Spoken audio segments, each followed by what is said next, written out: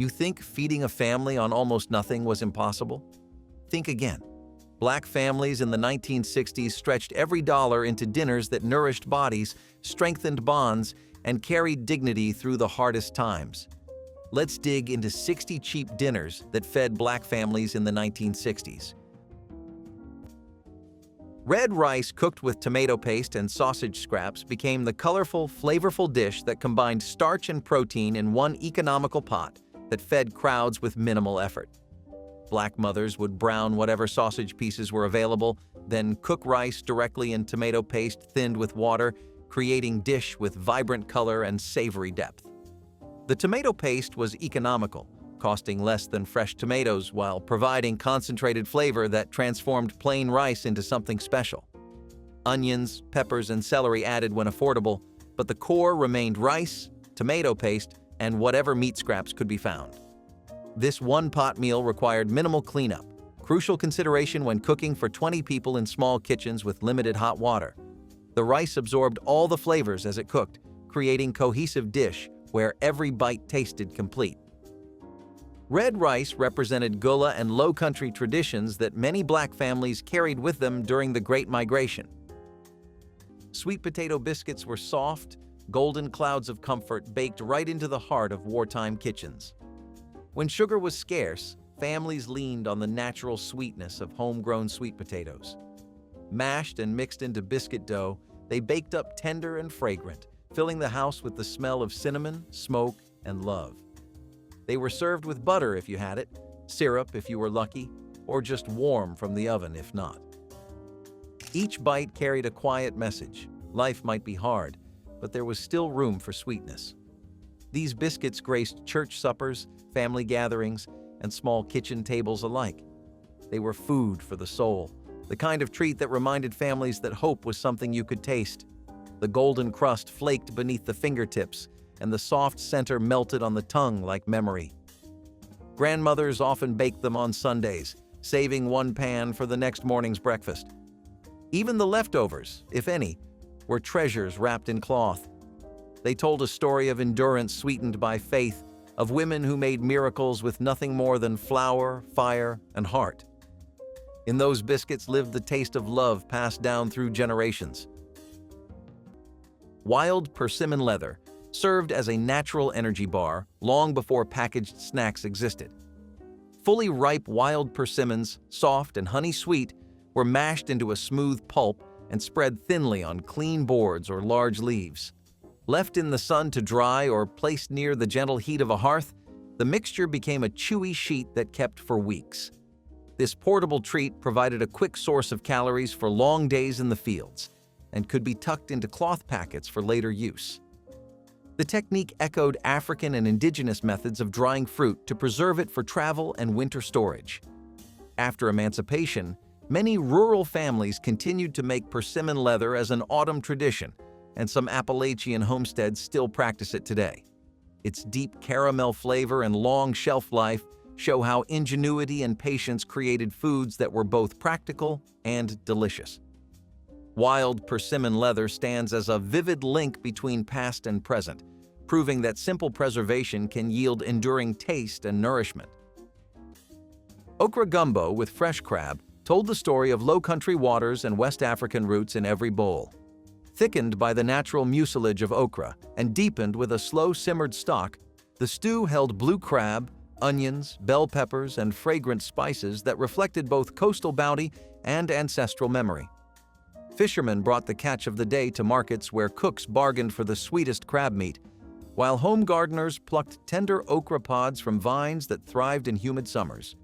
The gumbo pot became a gathering place where family and neighbors stood around sharing stories as the aroma of seafood and spice filled the air.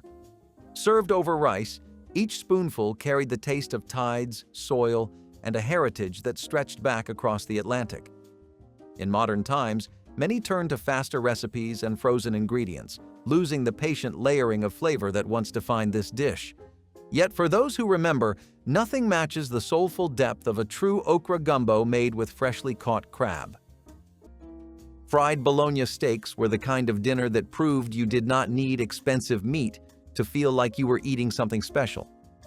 Thick-cut slices of bologna hit the pan with a sizzle, curling at the edges as the heat transformed them from simple lunch meat into something smoky, savory, and downright irresistible. Families would score the edges so they stayed flat, pressing them down like a short-order cook working the grill at a busy diner. Once browned and sizzling, those slices went onto a plate beside potatoes or toast, turning an ordinary night into something that tasted hearty and satisfying. The smell drifted through the whole house, warm and salty and impossible to ignore. Kids loved watching the slices puff up. Adults loved how far a single pack could stretch, and everyone loved how it tasted a lot fancier than it actually was. It was thrift done right, the kind that created a meal so memorable you still think about it decades later. No matter how simple the ingredients were, fried bologna steaks felt like real food, the kind of meal that told you everything was going to be okay. Okra and tomato succotash brought color and heritage together in one bubbling skillet. Fresh okra pods, sliced thin, mingled with sweet ripe tomatoes, corn kernels, onions, and peppers, creating a medley that linked West African traditions with Native American harvests. The dish simmered until the vegetables melded into a savory stew, thickened naturally by the okra's silken texture. Farmers' markets once overflowed with the ingredients every late summer, and families counted on succotash to stretch their crops and fill their tables. It was a side dish that could stand as a main course when meat was scarce, and its bright flavors paired beautifully with cornbread or rice. Elders told stories of ancestors who carried seeds and memories across oceans and frontiers, weaving history into every spoonful. Though many still grow okra and corn, the slow, careful preparation of true succotash has become rare, replaced by frozen blends and quick sautés that cannot match the patient flavor of the old garden skillet. Bay leaf infusion offered warmth and gentle comfort, using one of the few aromatic plants that grew wild near plantation quarters. Fresh or dried bay leaves were gathered from native bay trees and steeped in hot water to create a soothing tea with a light floral scent and mild medicinal qualities. This infusion was believed to aid digestion and ease colds, and it provided a calming moment during hard days. The knowledge of bay's healing properties came from both African herbal traditions and local indigenous practices, merging into a shared understanding of the land's quiet gifts. Even after emancipation, African American communities continued to brew bay tea for health and hospitality, and its subtle fragrance remains a hallmark of Southern kitchens where bay leaves still flavor soups and stews. Bay leaf infusion stands as a gentle reminder that survival was not only about calories but also about care, showing how enslaved people drew strength and solace from the natural world around them. Okra and tomato stew was what summer gardens were made for. A handful of fresh okra, a few ripe tomatoes, and a single onion could fill a whole pot with color and flavor. As the stew simmered, the vegetables broke down into a thick, hearty blend that clung to every spoonful. Some added a little corn or bacon grease for extra body, while others kept it simple and clean.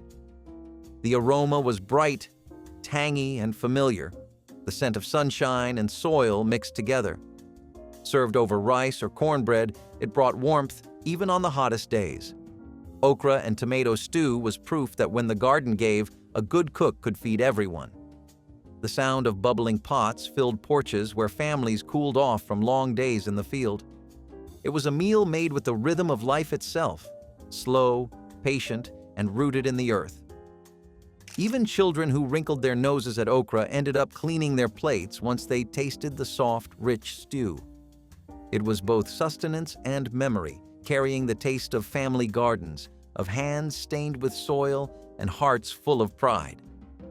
In every spoonful was the legacy of those who grew what they ate and made miracles from the ground beneath their feet. Rutabaga mashed with potatoes stretched expensive produce while adding nutrition and flavor complexity that plain mashed potatoes couldn't match, making economical side dishes feel more sophisticated. Rutabaga sold for pennies per pound since few shoppers knew how to prepare them, but Black mothers understood that these dense root vegetables could extend potato dishes while adding vitamins and slight sweetness. The rutabaga was peeled, cubed, and boiled alongside potatoes until both were tender, then mashed together with margarine and milk until smooth and creamy. The golden color was prettier than plain white potatoes, while the flavor had subtle sweetness and earthiness that made the dish more interesting. Children often couldn't tell they were eating rutabaga mixed in, accepting it as simply mashed potatoes without resistance. Adults appreciated how one rutabaga could replace half the potatoes needed, cutting costs significantly while actually improving the dish. Corncob jelly was one of those miracles that made people smile at their own cleverness. When the corn was shucked and the cobs left behind, no one dared to throw them out. Those bare cobs went into a big pot of water, boiled until the water turned golden and sweet-smelling. Sugar and a little lemon juice got added next, then everything was strained until the liquid gleamed like honey. The result was a jelly that tasted faintly of corn, syrupy and light, the perfect spread for biscuits or toast. People used it when fruit was scarce, and it carried a quiet pride that came from turning scraps into sweetness. Grandparents remembered it from their childhood, when waste was not an option and imagination ruled the kitchen. Corncob jelly was proof that flavor could be coaxed out of what others might ignore. It was soft, shining, and made with patience. Those who tasted it never forgot that feeling of abundance born from scarcity. Each spoonful told the story of hands that worked hard, saved everything, and still found time to make something beautiful. Corncob jelly turned what most people threw away into a shimmering golden spread that brightened plain breads and biscuits. After kernels were cut from the cob for other uses, the remaining cores were boiled for a long time to draw out natural starch and pectin. The liquid was strained, sweetened with a modest amount of sugar or honey when available, and cooked again until it thickened into a soft jelly with a delicate corn flavor. Enslaved cooks perfected this transformation, ensuring nothing went to waste and every scrap contributed to nourishment. Long after emancipation, rural homesteaders and Depression-era families embraced corncob jelly as a thrifty delicacy, and it still appears at Southern craft fairs and heritage festivals. The gentle sweetness and faintly toasted aroma offer a taste of memory and ingenuity. Corncob jelly proves that culinary creativity can turn the most humble remnants of the harvest into something beautiful, a spread that honors the perseverance of those who found flavor and comfort in the very parts of the plant others overlooked. Collard green potlikker soup captured the very essence of slow cooking and careful stewardship. After hours of simmering collard greens with smoked meat, the broth left in the pot was a mineral-rich elixir, treasured as much as the greens themselves. Families poured this flavorful liquid into bowls and sipped it with pieces of cornbread, believing it to restore strength and spirit after long days of work. Some added hot pepper vinegar for a lively kick, while others preferred it plain and soothing. Children learned early never to throw away the potlikker, understanding that its nutrients were too valuable to waste. Neighbors often shared jars with the sick or elderly, turning the simple broth into a gesture of care and healing. Modern kitchens may overlook this tradition, discarding the liquid without thought, but for those who remember, the taste of potlikker carries the memory of community generosity and the wisdom of using every drop the garden and the kitchen could provide. Spam and fried potatoes was the sort of meal that turned thrift into something craveable. Spam cubes hit the skillet with a hiss, browning into salty, crispy little bites that tasted far richer than their priced potatoes sliced thin and cooked alongside them soaked up every bit of flavor, turning golden at the edges and soft in the center. It was a skillet meal that came together fast, fed everyone well, and filled the house with a smell that was impossible to forget. Families made it because it was easy, cheap, and satisfying, but they kept making it because it tasted like home. The combination of textures, the crackle of the potatoes, and the deep, savory bite of the spam all worked together better than anyone expected. Kids saw it as a treat, adults saw it as practical, and everyone saw it as a kind of magic born from a can and a pan. Even today, people crave it because it tasted like childhood, like simpler times, and like pure comfort. Rabbit and dumplings was the meal that turned a quiet woodland hunt into a hearty family supper, when store-bought meat was rare. Hunters brought back rabbits dressed and cleaned, and cooks simmered the lean meat slowly with onions, carrots, and herbs until it fell from the bone. Soft flour dumplings were dropped into the rich broth, swelling as they absorbed the savory flavor and thickened the stew. The dish fed large households through cold nights, stretching a single rabbit to satisfy many plates. Children learned to roll the dumpling dough while elders told stories of patient mornings in the woods and the respect owed to the animal that provided the meal. The aroma of simmering broth filled cabins and farm kitchens, promising comfort after long days of work. With modern markets providing endless options, few families still prepare rabbit in this old style.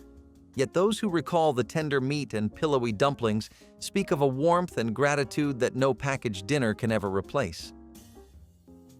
Ground kudzu root paste emerged when conventional flours were scarce and starchy substitutes were needed to thicken stews or stretch breads. Kudzu, an invasive vine introduced from Asia, sent deep roots into the southern soil that stored abundant starch. Enslaved gatherers dug these roots, washed and dried them, then pounded them into a fine powder. Mixed with water, the powder formed a paste that thickened soups or acted as a binder for cornmeal cakes. Its mild flavor and reliable texture made it a quiet but important ingredient in times of scarcity. After emancipation, some rural families continued to harvest kudzu for its starch, and today herbalists still value it for its medicinal qualities. Ground kudzu root paste shows how knowledge of local plants and persistence in foraging allowed cooks to replace costly ingredients with what the land freely offered, turning an aggressive vine into a vital pantry staple, and demonstrating again how necessity inspired both culinary creativity and a deeper understanding of the southern landscape's hidden gifts. Boiled cabbage and salted fish was a meal that spoke of coastlines and hard work. Salted fish, preserved to last through rationing, was soaked and boiled until tender, its salt mellowed but its flavor strong. The cabbage cooked alongside, soaking up the richness of the fish while releasing its own sweetness. The smell was unmistakable, the kind that lingered long after the plates were cleared. Some served it with rice or cornbread to stretch it further. It was humble, yes, but satisfying. A reminder of how deeply the sea and land fed one another. Even far from the coast, families held on to this dish, a piece of history served steaming in a single pot. It carried the spirit of fishermen, mothers, and laborers who worked with what the earth and ocean allowed. The salt clung to the air like a memory of the sea, even for those who had never seen it. This was food that told stories of storms survived, of nets mended, of tables where gratitude was the main course. Every bite carried the taste of resilience, a flavor that outlasted hardship and traveled through generations untouched. Biscuits made fresh on Thanksgiving morning became the warm, buttery bread that mopped up gravy and made every bite more satisfying, prepared from basic ingredients that most kitchens already had. Black mothers mixed flour, baking powder, salt, and lard into simple dough that baked into flaky, tender biscuits, golden on top and soft inside. The key was handling the dough gently and not overworking it, lessons passed down from grandmothers who'd perfected biscuit making through decades of practice. A single batch using 5 pounds of flour produced enough biscuits to feed 20 people with leftovers for turkey sandwiches the next day. Some women brushed the tops with melted margarine for extra richness, while others kept them plain to let the flaky layers speak for themselves. Children would sneak biscuits while they cooled, unable to resist that combination of buttery exterior and steamy interior. Pan-fried gizzards were the kind of meal that proved patience was as important as any spice. Tough and chewy at first, these scraps of poultry were transformed through slow cleaning, seasoning, and frying into golden bites of pride. A bowl of seasoned flour, a splash of buttermilk, and a hot cast-iron skillet were all it took to turn what most people ignored into something worth gathering for. The gizzards hissed in oil until they were crisp on the outside and tender within, each one carrying the smoky taste of hard work and heart. Families would pile them high on paper towels, watching the steam rise like a promise that dinner was ready. Every batch felt earned, every crunch a reminder that flavor came from care, not wealth. Children gnawed at the edges, soaking the last bits in hot sauce, while elders nodded in approval. Pan-fried gizzards were food that spoke of resourcefulness, a celebration of making something special from nothing. They filled kitchens with the sound of sizzling survival, the scent of seasoning that lingered long after the plates were empty. In every bite was proof that thrift could taste like triumph. Sheep sorrel soup brought a welcome spark of bright flavor after months of heavy grains and salted meat scraps. This common wild plant, with its arrow-shaped leaves and natural lemony tang, grew freely in meadows and along woodland edges. Enslaved gatherers picked the young leaves early in spring, rinsed them well, and simmered them with water and a handful of onions or garlic if available. The result was a light, refreshing broth rich in vitamin C and a gentle tartness that awakened tired palates. African culinary traditions often prized sour greens, and this soup reflected that taste while also serving an important nutritional role in preventing scurvy. After emancipation, sheep sorrel remained a favorite wild green in many rural communities, used in teas and simple soups that celebrated the arrival of warmer weather. Today, foragers still seek it for its tangy bite and health benefits. Sheep sorrel soup stands as a quiet example of how careful observation of the land turned common weeds into an enduring part of Southern culinary heritage. Chitlins holiday feast once marked winter celebrations with an aroma as unforgettable as the labor required to prepare it. Hog intestines were cleaned thoroughly, then simmered for hours with onions, vinegar, and spices until tender. The dish demanded patience and community, often bringing families together for a full day of washing and cooking. Served with hot sauce and cornbread, chitlins carried the history of using every part of the animal, a practice born of necessity during slavery and carried forward as a mark of resilience. Despite the strong scent that filled kitchens and neighborhoods, the feast represented abundance and pride, especially during Christmas and New Year gatherings. Elders spoke of the old days while younger generations learned the careful methods required to make the dish safe and flavorful. In many places, health concerns and changing tastes have pushed chitlins aside, but the tradition still holds a powerful place in memory as a symbol of perseverance and celebration. Peanut butter and banana sandwiches, warm or fried, were the quiet heroes of tight-budget nights when families needed something filling, sweet, and comforting. Bananas were mashed or sliced, spread across bread with a thick layer of peanut butter that stuck to the roof of your mouth in the best possible way. Sometimes the sandwich was served cold, simple, and soft. Other nights it was placed in a skillet with a bit of butter and fried until the bread turned golden and the filling melted into a warm, gooey mixture that tasted almost like dessert. The smell of toasted bread and sweet banana drifted through the house, reminding everyone that a good meal did not have to be complicated. Kids devoured these sandwiches without realizing they were eating one of the most budget-friendly dinners imaginable. Adults appreciated how quickly they came together on nights when energy was low and money was stretched thin. Even now, people crave that comforting blend of nutty, creamy sweetness because it tastes like childhood kindness, like the soft end of a long day, like something made with care during tougher times. It was simple, warm, and unforgettable.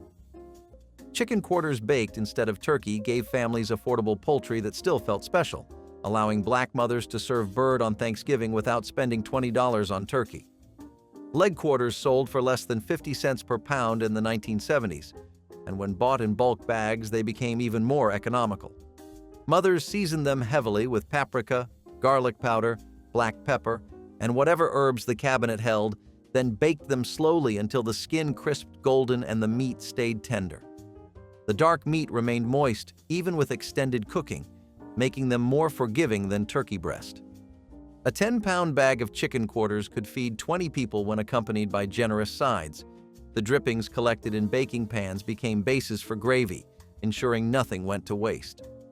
Children actually preferred chicken to turkey because it was familiar and easier to eat. Baked chicken quarters taught families that tradition could be adapted. Neck bone stew was a dish that came from both poverty and genius. In kitchens that owned more will than wealth, neck bones were slow simmered until the meat slipped right off and blended with the broth like silk. The smell alone carried across yards, filling homes with warmth that no coin could buy. It was a stew that turned waste into nourishment, where each bone told a story of patience and pride.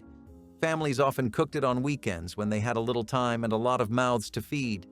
A few onions, a pinch of salt, and maybe a carrot or two if luck allowed. Nothing fancy, yet everything that mattered.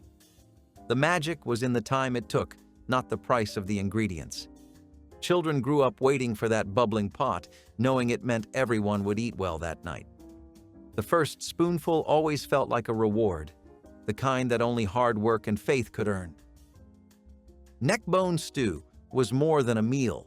It was a symbol of how far resourcefulness could stretch. It was living proof that love could turn even the humblest scrap into a feast worth remembering. Burdock root stew speaks to the deep botanical knowledge carried by African cooks who could read the land for nourishment even when fields were bare. Burdock, a hardy root with a flavor similar to earthy artichoke, grew wild along fence rows and shaded ditches where other crops refused to thrive. Gatherers dug the long taproots with simple hand tools, scrubbed them clean, and sliced them thin before simmering them for hours with any garden greens or herbs that might be on hand. The slow cooking softened the root into a tender base for a broth that was both filling and rich in minerals. This practice echoed African and indigenous traditions of using wild roots as a staple during lean times. After emancipation, burdock continued to appear in rural foraging guides and folk remedies, admired for its subtle sweetness and sustaining qualities. Today, herbalists still value burdock for its nutrients, reminding us that what once served as a quiet survival food remains a symbol of resourcefulness and a connection to the untamed landscape of the American South. Hand-pulled taffy candy brought winter nights alive with laughter and sticky hands. Families boiled sorghum or cane syrup with sugar until it reached the perfect glossy stage, then poured the hot mixture onto buttered slabs to cool slightly. Children and adults alike greased their palms and began the rhythmic pulling, stretching the warm candy until it turned light and airy. The kitchen filled with the sweet smell of caramel as ropes of taffy were twisted and cut into bite-sized pieces. It was as much about the gathering as the candy, a shared activity that warmed cold evenings and strengthened family ties. Neighbors might stop by to help, turning the process into a spontaneous party where stories and jokes flowed as freely as the sugary strands. Store-bought sweets eventually replaced the long, careful ritual, but the memory of shining taffy and joyful pulling remains vivid for those who once stood in the glow of a winter stove and felt the magic of homemade candy. Chicken pot pie, whether frozen from the store or made from scratch at home, felt like a small luxury in the 1960s kitchen. The golden crust, flaky and warm, opened up to a creamy filling of chicken, peas, and carrots that tasted far richer than its price. Kids treated it like a special treat, watching steam rise as the crust cracked open. Parents appreciated that it fed everyone without requiring much work, especially on colder evenings. It was a dish that felt celebratory even on ordinary days. And for many, that bubbling filling remains one of the strongest edible memories from childhood. The smell alone made the house feel cozier, like the walls were holding in a little more warmth than usual. Families often gathered around the table a bit faster when pot pie was involved, eager for that first spoonful that blended soft vegetables with tender chicken. Even now, one bite can bring back entire scenes from the past, the kind lit by soft kitchen lights and the hum of a quiet night settling in. Buttermilk cornbread baked in cast iron anchored countless suppers with its golden crust and tangy bite. The heavy skillet, seasoned from years of use, gave the bread a flavor impossible to match in a modern pan. Families stirred cornmeal with fresh buttermilk, a little lard, and a pinch of salt, then listened for the satisfying hiss as the batter hit hot iron. The result was a loaf both crisp at the edges and tender inside, perfect for soaking up potlikker from simmered greens or for eating plain with a drizzle of cane syrup. Grandmothers often taught their grandchildren to test the heat of the skillet by flicking in a few drops of water, a small ritual that connected generations. On Sundays after church, the scent of baking cornbread drifted through neighborhoods, promising a meal that united family and friends. Today, prepackaged mixes and quick breads have replaced the slow, careful method that once defined African American kitchens, and the art of true cast-iron cornbread grows rarer with each passing year. Elderflower cordial brought delicate sweetness and subtle healing to kitchens that often lacked sugar and fruit. When elder shrubs burst into fragrant clusters in early summer, gatherers clipped the blossoms and steeped them in water with a touch of honey or sorghum to create a lightly floral syrup.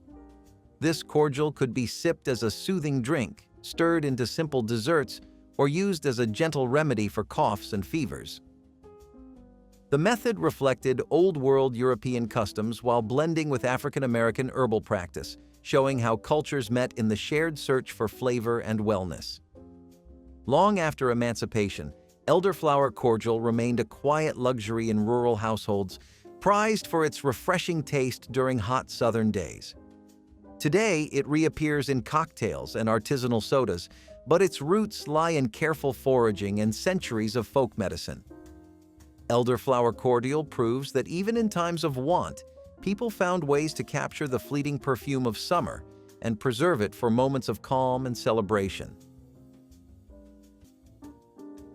Turnip greens and rice were food for the weary but nourishment for the strong.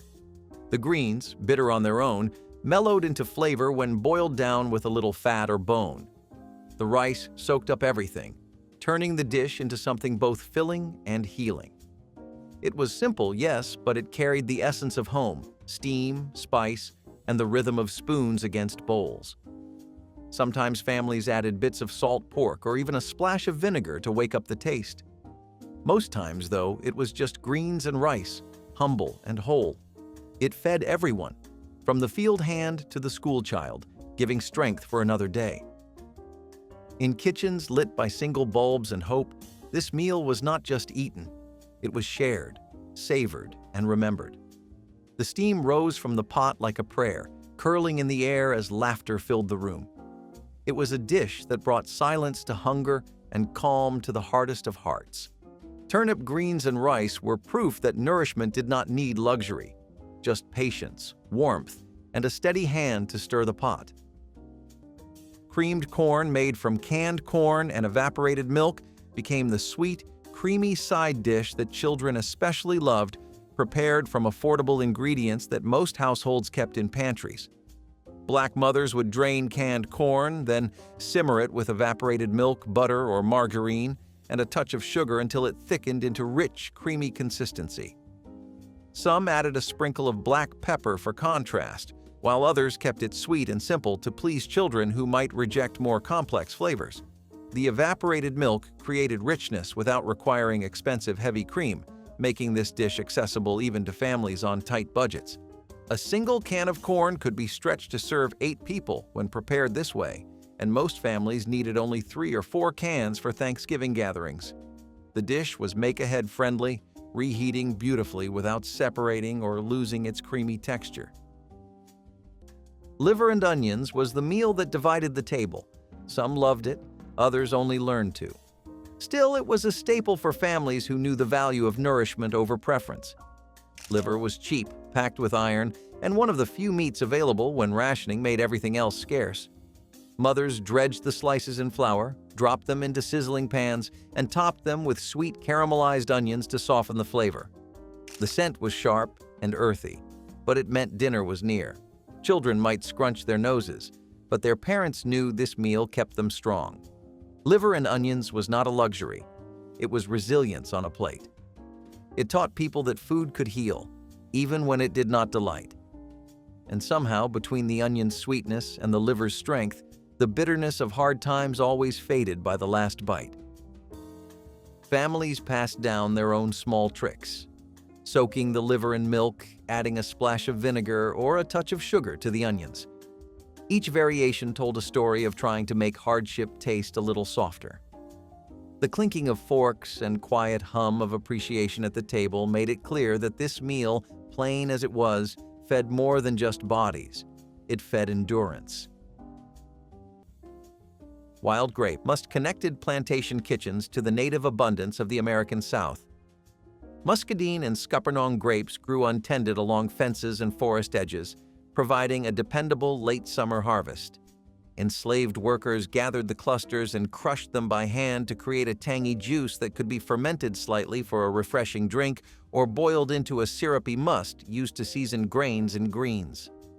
This technique echoed West African traditions of using fruit reductions to brighten savory dishes. After emancipation, muscadine wine and homemade grape jellies became hallmarks of Southern foodways, and small farms still produce them today.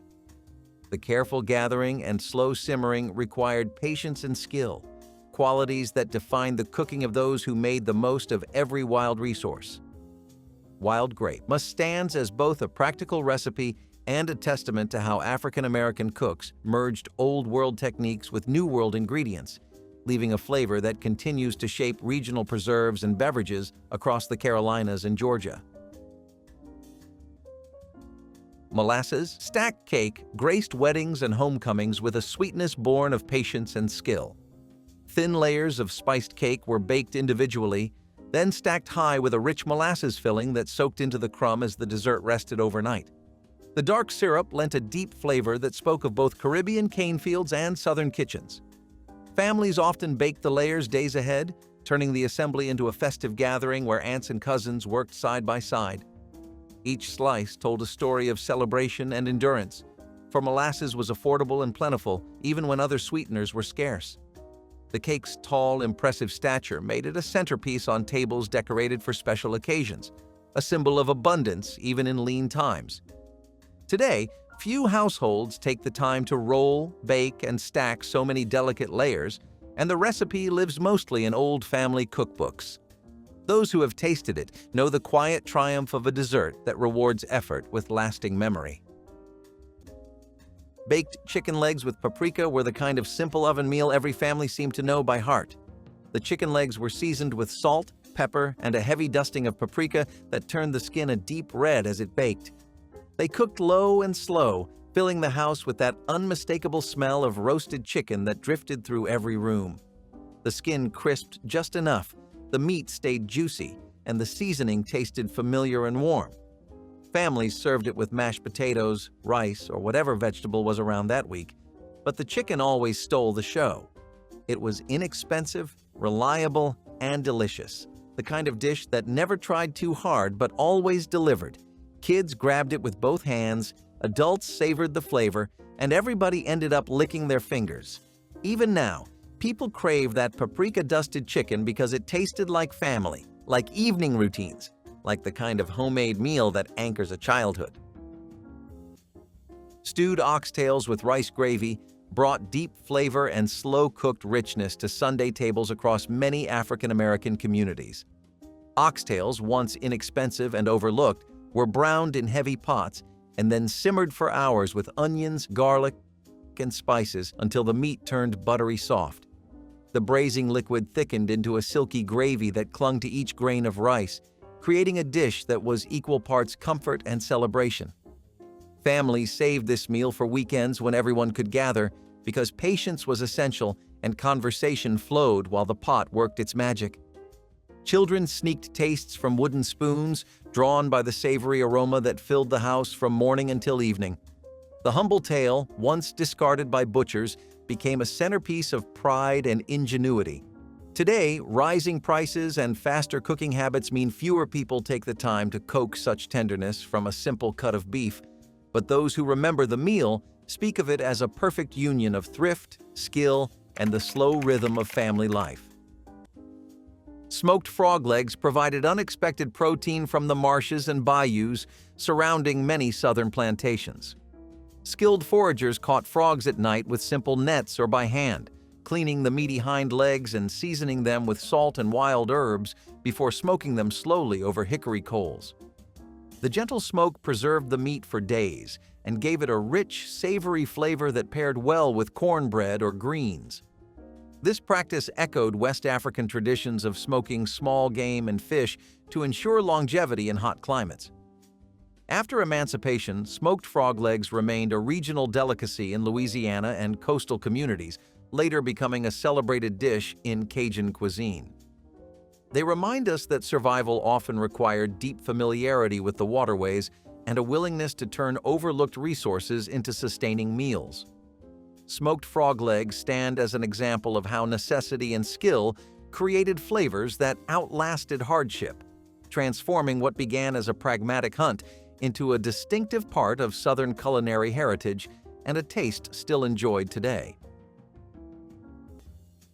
Cornmeal mush with gravy was the taste of endurance that outlived the Depression and followed people right into the war years. It began with cornmeal whisked into boiling water, stirred until it thickened into a golden, bubbling paste. Left to set, it became firm enough to slice, fry, or drown in homemade gravy. The texture was soft and filling, the flavor humble but satisfying. For those with little money and big families, it was a meal that stretched as far as it needed to. Mothers would fry slices in bacon grease when they could, or serve it plain with onion gravy made from drippings. The smell of it cooking was a reminder that simplicity did not mean lack. It was food that carried people through, one spoonful at a time. Cornmeal mush was living proof that survival could be seasoned with creativity, that dignity could sit right beside thrift on a dinner plate. Buttermilk biscuits served with sorghum syrup became the dessert alternative when pies and cakes felt too expensive, turning breakfast bread into sweet treat that satisfied cravings. Black mothers would make extra biscuits specifically for serving with syrup after dinner, knowing that warm bread with sweet topping could substitute for fancy desserts. Sorghum syrup was cheaper than honey or maple syrup, providing dark, complex sweetness that paired beautifully with buttery biscuits. Children loved this simple dessert because they could eat with their hands, breaking open hot biscuits and drizzling syrup into every layer. Adults appreciated how leftover biscuits from dinner could be repurposed into dessert without additional cooking. This wasn't elegant or sophisticated, but it provided that sense of completion that dessert offered. Biscuits with syrup proved that satisfaction came from simplicity rather than complexity. Black-eyed peas with cornbread was a meal built on tradition, luck, and endurance. These tiny beans were cheap but mighty, packed with protein and comfort. Simmered with bits of onion, fatback, or ham bone, they turned into something far richer than their humble ingredients suggested. The cornbread, golden and crisp at the edges, was perfect for soaking up the flavorful juices at the bottom of the bowl. It was the taste of the South, earthy, smoky, and deeply rooted in memory. Families made it at the start of a new year for good fortune, but for many, it was a year-round staple. No matter the day, black-eyed peas and cornbread meant there was still food, still hope, still a table worth gathering around. The pot would bubble for hours, filling homes with the smell of comfort and continuity. Each bowl carried the lessons of generations, of patience, of faith, and of gratitude for what the earth gave. Even when times were thin, this simple combination could make a family feel rich. Eating it was never just about hunger. It was a quiet promise that tomorrow would bring enough. Wild plum chutney offered a burst of tart sweetness when sugar was scarce and fruit trees grew untended along plantation edges. Gatherers picked the small, deeply colored plums at peak ripeness and simmered them slowly with a little honey or molasses when available, along with wild herbs for spice. The result was a tangy preserve that enlivened cornbread, salted meats, or simple porridge, providing vitamins and variety in otherwise plain meals. This method of combining fruit with savory seasonings echoed West African chutneys and relishes, demonstrating a culinary bridge between continents.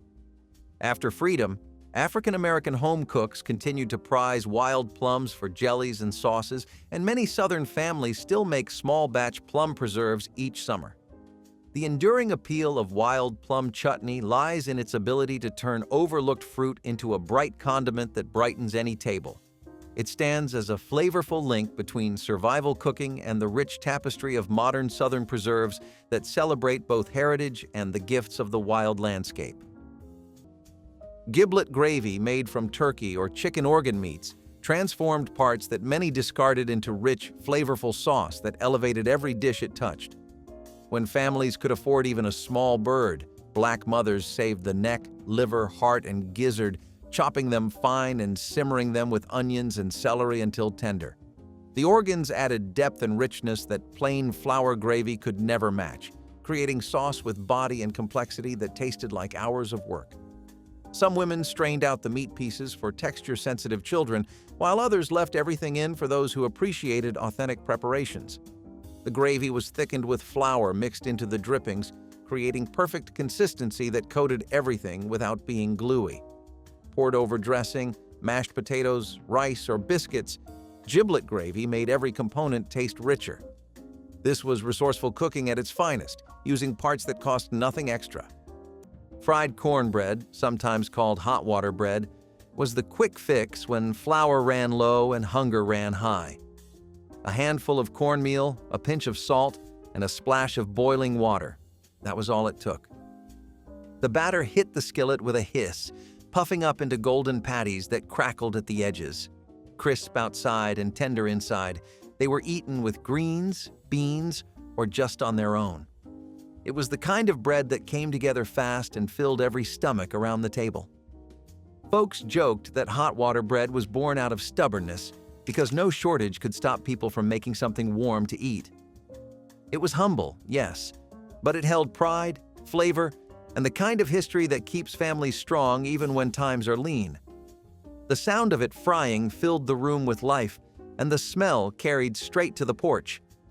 Children would watch, waiting for the first piece to cool, their mouths watering. Some cooks added a touch of bacon grease for richness, others fried them plain, relying on the corn's sweetness alone. Each patty was a small victory, a promise that even the simplest meal could feel whole when shared with love. Pokeweed greens offered one of the first fresh tastes of spring for people living with few supplies after a long winter. Young pokeweed shoots emerged early and plentifully, but they carried natural toxins that required careful boiling in several changes of water. Enslaved cooks, drawing on African knowledge of wild plants, mastered this technique to create a tender, spinach-like dish that supplied vital vitamins when gardens were only beginning to grow. Seasoned with a bit of salt pork or a sprinkle of wild herbs, poke greens became a welcome sign of the changing season. Long after emancipation, poke salad festivals in Appalachia and the Deep South celebrated this once humble plant, turning a survival ingredient into a community tradition. The careful preparation taught by generations of African American cooks is still followed today, preserving both safety and flavor. Pokeweed greens remind us that deep botanical knowledge and patient cooking transformed a potentially dangerous weed into nourishing food that helped sustain families through the hardest times. Sweet potato biscuits once brought warmth to breakfast tables and Sunday dinners alike. Mashed sweet potatoes blended with flour, butter, and a touch of sugar created a dough that baked into soft, slightly sweet rounds.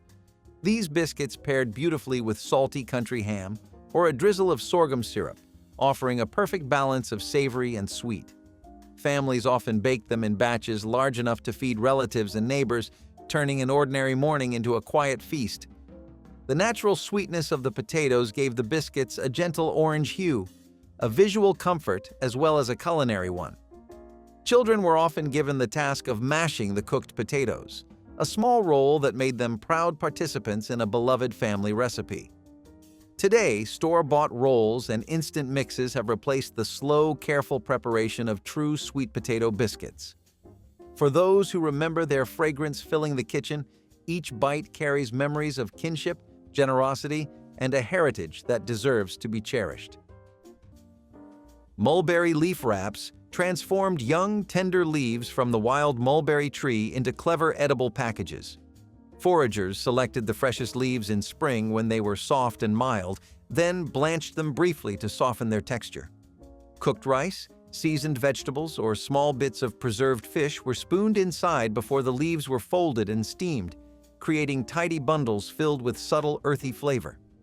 This technique echoed African traditions of wrapping foods in leaves for both cooking and preservation, blending seamlessly with indigenous American practices. The result was a portable meal that required no extra containers and made use of a tree that also provided sweet berries later in the season. After emancipation, mulberry leaves continued to appear in Southern folk remedies and tea blends, but the memory of leaf-wrapped suppers remains a quiet testament to ingenuity. Mulberry leaf wraps illustrate how a single plant could meet many needs, offering nourishment, flavor, and practicality to communities that transformed every part of their environment into sustenance.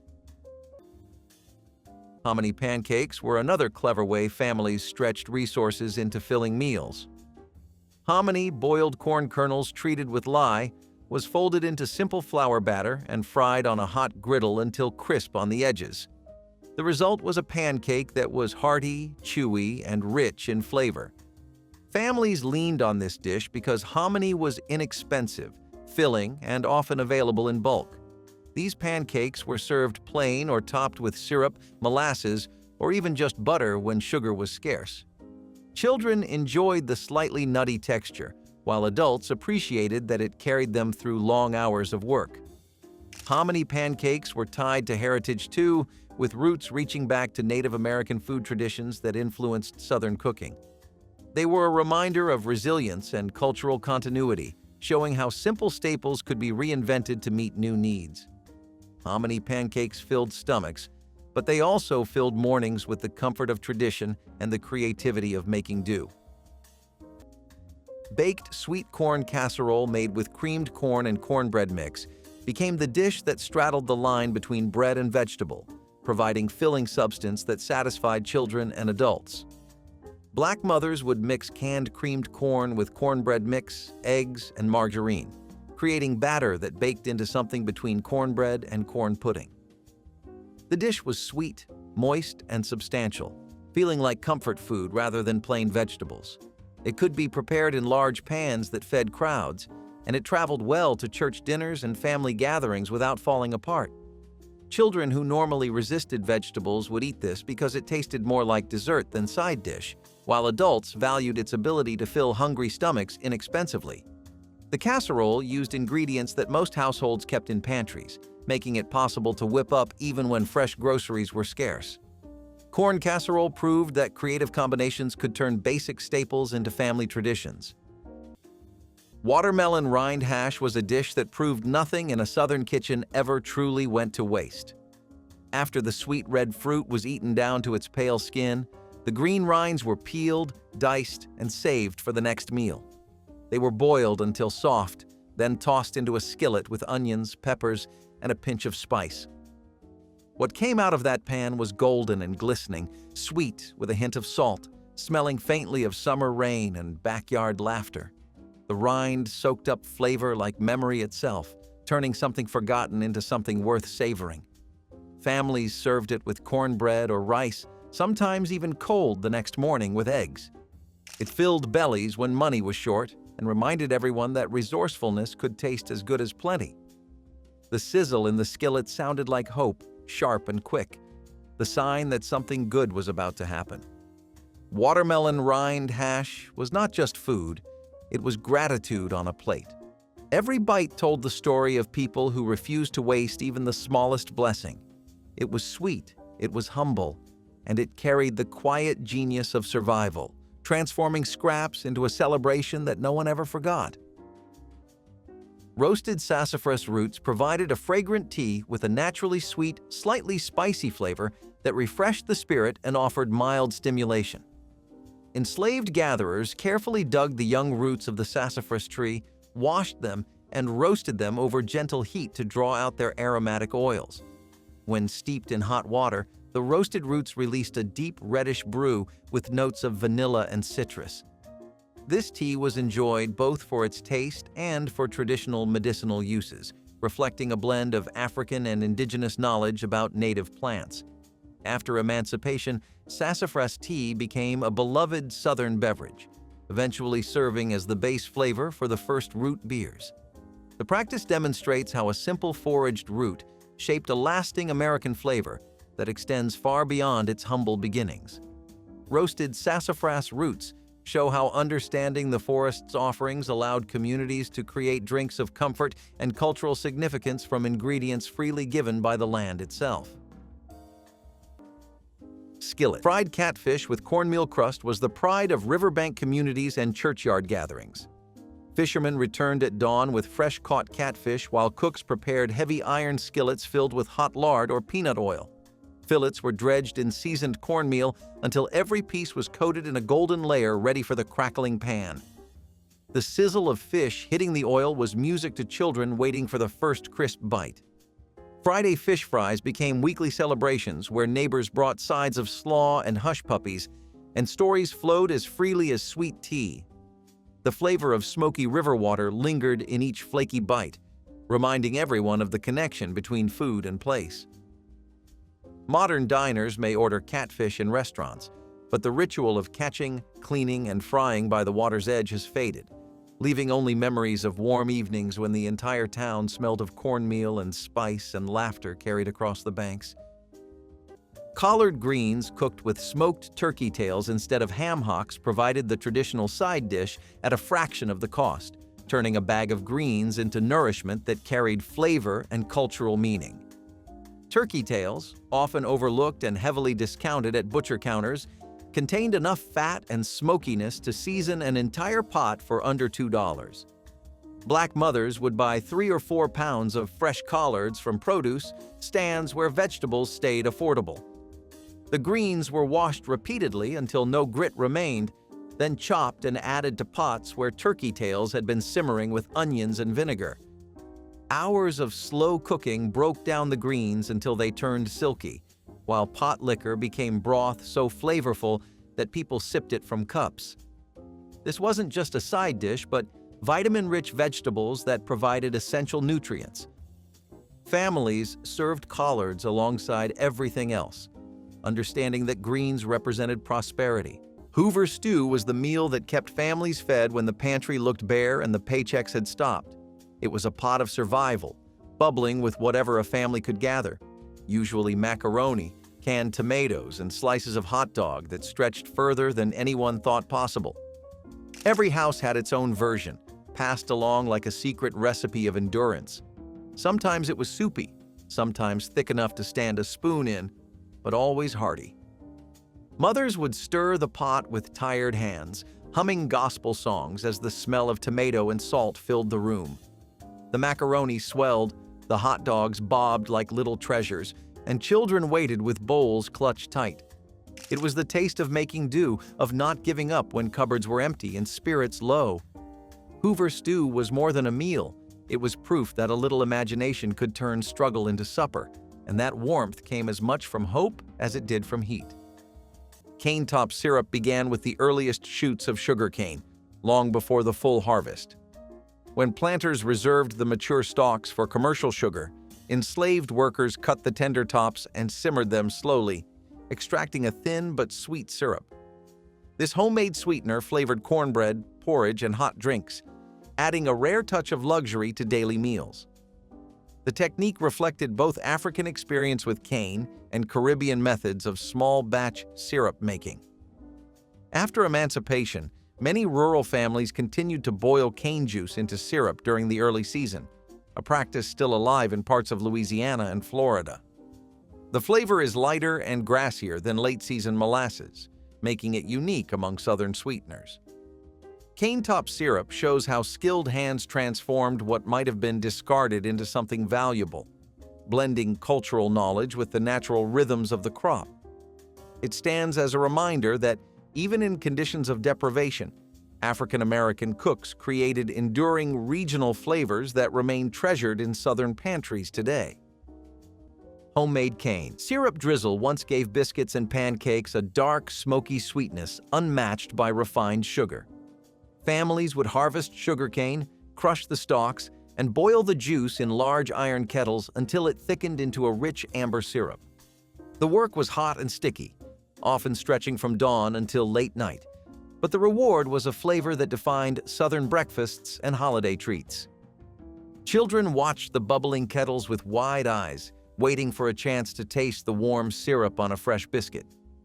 Neighbors often shared the labor and the finished product, turning the syrup making into a community event as well as a culinary one. Over time, industrial sweeteners and store-bought syrups replaced the careful craft, and the knowledge of how to coax sweetness from cane faded with older generations. For those who remember, a spoonful of homemade cane syrup is more than a taste. It is a memory of family unity, hard work, and the sweetness that perseverance can bring. Chitlin dressing appeared on tables when traditional stuffing felt too expensive, turning what others discarded into something deeply satisfying. Cleaned thoroughly over hours, chitlins were chopped fine and mixed with cornbread crumbles, celery, onions, sage, and chicken broth stretched as far as possible. The mixture baked until golden on top while staying moist inside, creating dressing that carried intense flavor and connected families to ancestral cooking traditions. Black mothers prepared chitlins as acts of both economy and heritage, knowing their grandmothers had done the same during harder times. The smell was unmistakable, but for those raised with it, chitlin dressing meant Thanksgiving in ways plain bread stuffing never could. A single batch cost less than $3, yet fed the entire gathering. Young people might have initially resisted, but after that first bite, most came back for seconds. Chitlin dressing taught lessons about respecting traditions. Collard greens with ham hocks was a dinner that filled the whole house with warmth long before the plates were set. Collards were cheap and grew in nearly every backyard garden, but when simmered with a ham hock, they turned from ordinary greens into something soulful. The pot bubbled for hours, spreading the smoky smell of cured meat through small kitchens and open windows. People joked that you could smell it halfway down the block, and they were right. The liquid, known lovingly as Potlikker, was prized just as much as the greens themselves, rich, salty, and full of nutrients. Some soaked it up with cornbread, others drank it straight. Collards with ham hocks were not just food, they were fellowship. They told a story of roots, community, and patience, showing that even hardship could taste like home when cooked with care and faith. Ground pumpkin seed. Porridge transformed leftover seeds into a hearty meal that supplied both protein and healthy oils.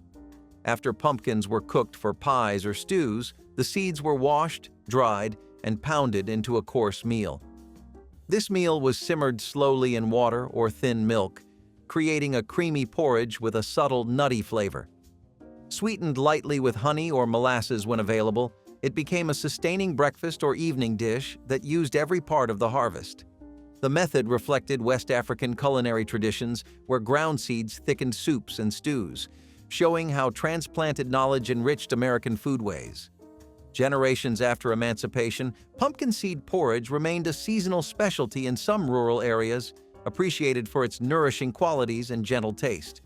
Modern cooks might recognize it in contemporary seed-based milks and cereals, proving that this centuries-old practice still influences how we eat today. Ground pumpkin seed. Porridge highlights the wisdom of never wasting what nature provides and celebrates a heritage of careful resourcefulness that continues to inspire.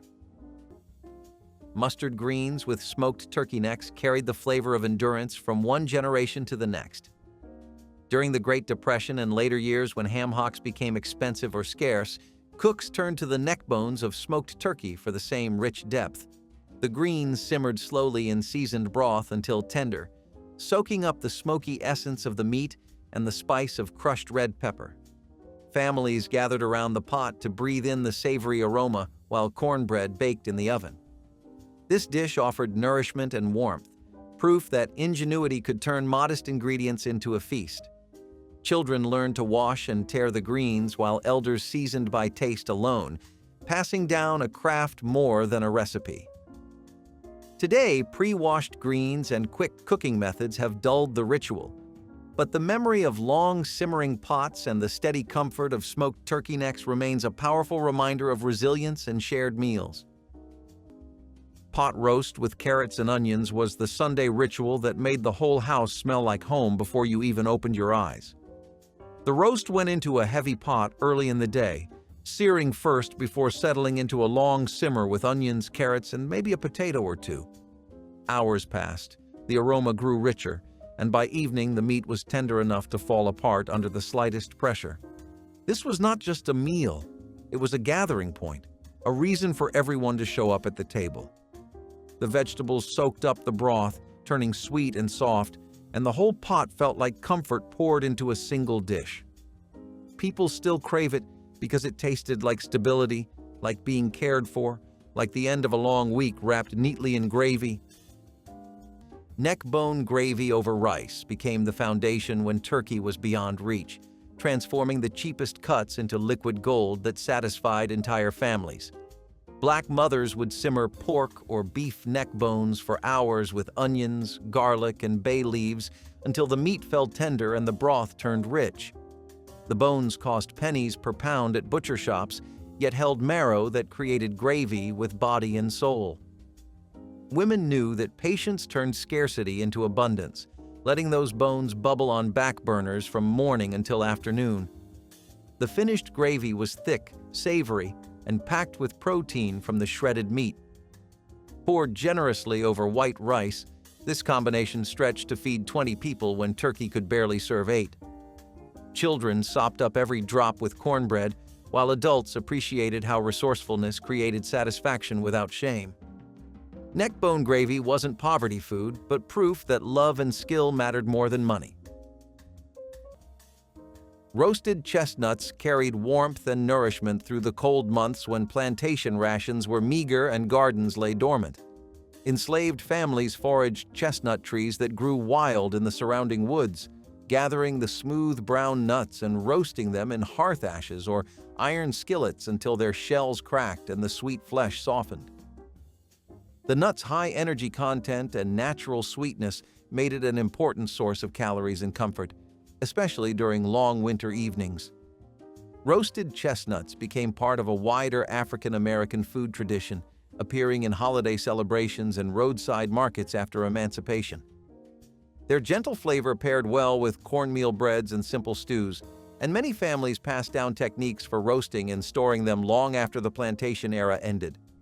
Today, roasted chestnuts sold at winter festivals and city street corners carry echoes of that history, reminding us that what began as a survival practice also nurtured community and seasonal ritual for generations who transformed hardship into enduring culture.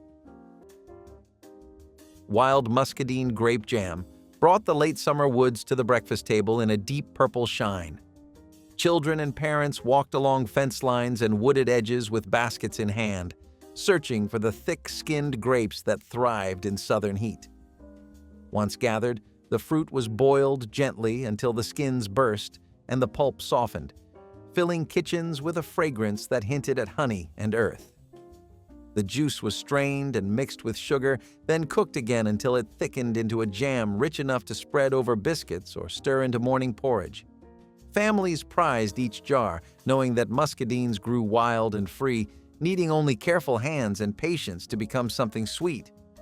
In some towns, church groups organized picking days, turning the harvest into a social event where songs and laughter echoed through the vines.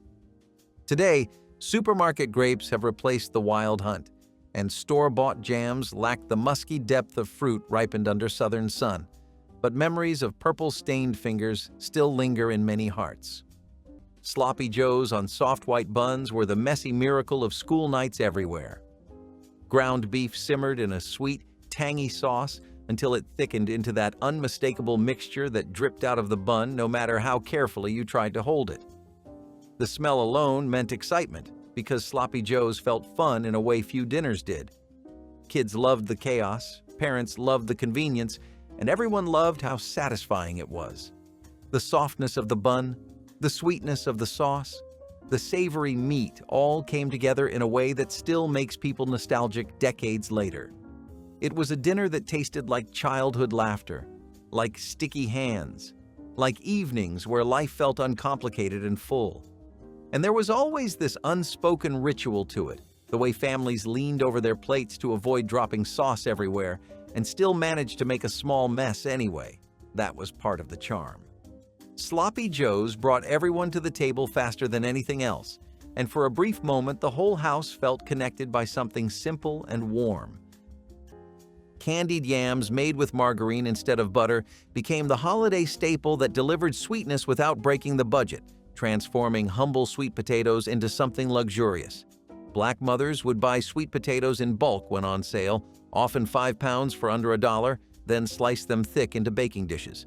Margarine, significantly cheaper than butter, was melted with brown sugar, cinnamon, and nutmeg to create syrup that caramelized beautifully.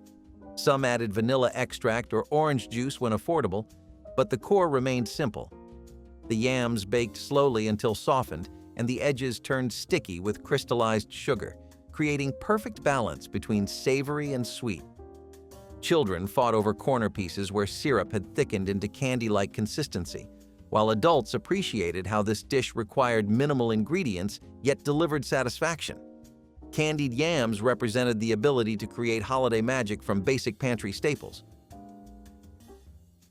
Okra fritters with corn silk were the kind of kitchen magic that only came from necessity and imagination.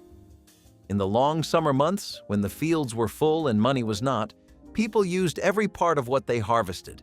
The corn silk that clung to the ears was not thrown away, but saved and shredded, added into batter alongside chopped okra, flour, and a splash of milk or water. When dropped into hot oil, the fritters puffed and crackled, their edges turning golden and crisp. The smell was something you could follow from down the road. Warm, nutty, and sweet with that faint scent of corn. Each bite was crunchy on the outside and tender in the middle, with little strings of corn silk that gave it texture and charm. They were served with syrup or vinegar, depending on what the family had, eaten right out of the pan when patience ran out. Okra fritters with corn silk were food born from care and cleverness, proof that waste had no place in a humble kitchen. Every family had its own version, passed quietly between generations, carrying the taste of late afternoons, hard work, and simple joy. They were poverty's poetry, fried into something worth remembering. Field pea salad with hot pepper vinegar offered a cool bite for the hottest southern evenings. Tender field peas were boiled until just soft, then chilled and tossed with diced onions, sweet peppers, and a splash of sharp vinegar infused with fiery peppers. The salad balanced earthy legumes with a bright tang that woke the palate after long days in the sun. Served on wide porches as cicadas sang, it accompanied fried chicken, grilled fish, or simply a hunk of cornbread. Home gardeners prized field peas for their reliability in poor soil, and the vinegar peppers were often homemade, steeped for weeks in glass bottles on sunny windowsills. Guests at summer suppers remembered the sting of the vinegar and the gentle sweetness of the peas as the taste of true Southern hospitality. Today, packaged beans and bottled dressings have replaced the careful soaking and seasoning that once defined the dish, but the memory of its crisp, refreshing bite lingers in kitchens where tradition still holds strong. Sweet pea and potato casserole was one of those gentle, unassuming dishes that fed families through tight budgets and busy lives. It came together from pantry staples: canned peas, diced potatoes, a bit of cream or broth, and whatever seasoning happened to be nearby. Once baked, it softened into a creamy, comforting dish that tasted like warmth itself. It was not bold, not spicy, not dramatic, but it did not need to be. It was the kind of food that sat quietly on the table, filling plates and stomachs without fanfare. Kids often pushed peas around their plates only to realize, bite by bite, that the casserole actually tasted pretty good. Adults appreciated that it stretched ingredients far enough to feed everyone while still feeling whole.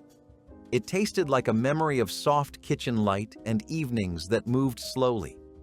Even now, there is something deeply soothing about the simplicity of peas and potatoes baked together, reminding people that comfort does not need to be complicated. Macaroni and cheese made from scratch with government cheese became the creamy casserole that turned welfare assistance into something families served with pride.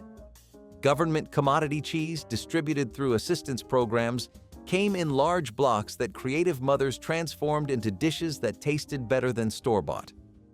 The cheese had unique texture and sharp flavor that melted beautifully when combined with evaporated milk, eggs, and elbow macaroni bought in bulk.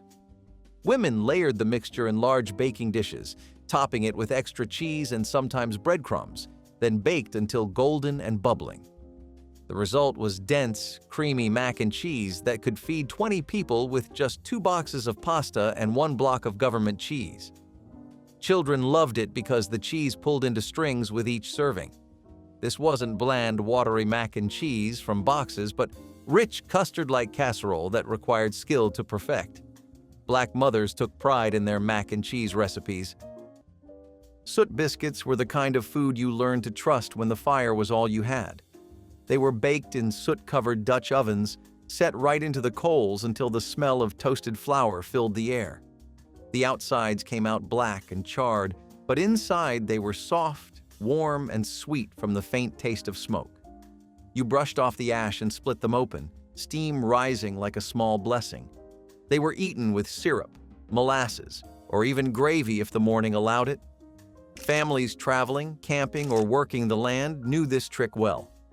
It was food that came straight from the earth and fire, raw and honest. Soot biscuits did not look like much, but they carried pride. They were proof that comfort could come from the simplest effort, that even ashes could feed the body and soothe the soul. The smell lingered on your hands and clothes, a reminder that good things sometimes came wrapped in smoke. Each bite tasted like work and gratitude, the flavor of survival baked in real flame. Roasted gourd seeds turned the remnants of pumpkins and native gourds into a vital source of fat and minerals.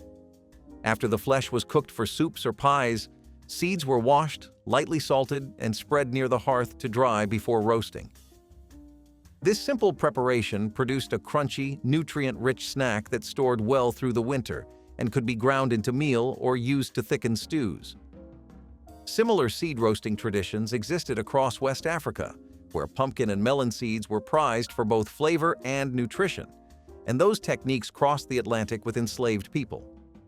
Over time, roasted pumpkin seeds became a familiar autumn treat in American households, sold at fairs and enjoyed during harvest celebrations. The practice illustrates how African culinary memory merged with indigenous crops, creating a food that moved from necessity to seasonal pleasure. Roasted gourd seeds continue to appear in modern kitchens and farmers markets, carrying with them the history of careful saving and the resourceful spirit that turned every part of the plant into nourishment.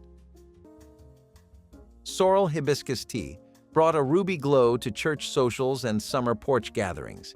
Its tart floral flavor, steeped from dried hibiscus petals and sweetened with cane sugar, reflected Caribbean influences that African American families carried north and west during migrations. Grandmothers brewed the tea in large enamel pots, sometimes adding a hint of ginger or a squeeze of lime to brighten the taste. Children watched the deep red liquid swirl into pitchers, knowing it signaled a special occasion. Served chilled over cracked ice in simple glasses, sorrel tea cooled guests during humid evenings while hymns and laughter filled the air. The drink offered more than refreshment.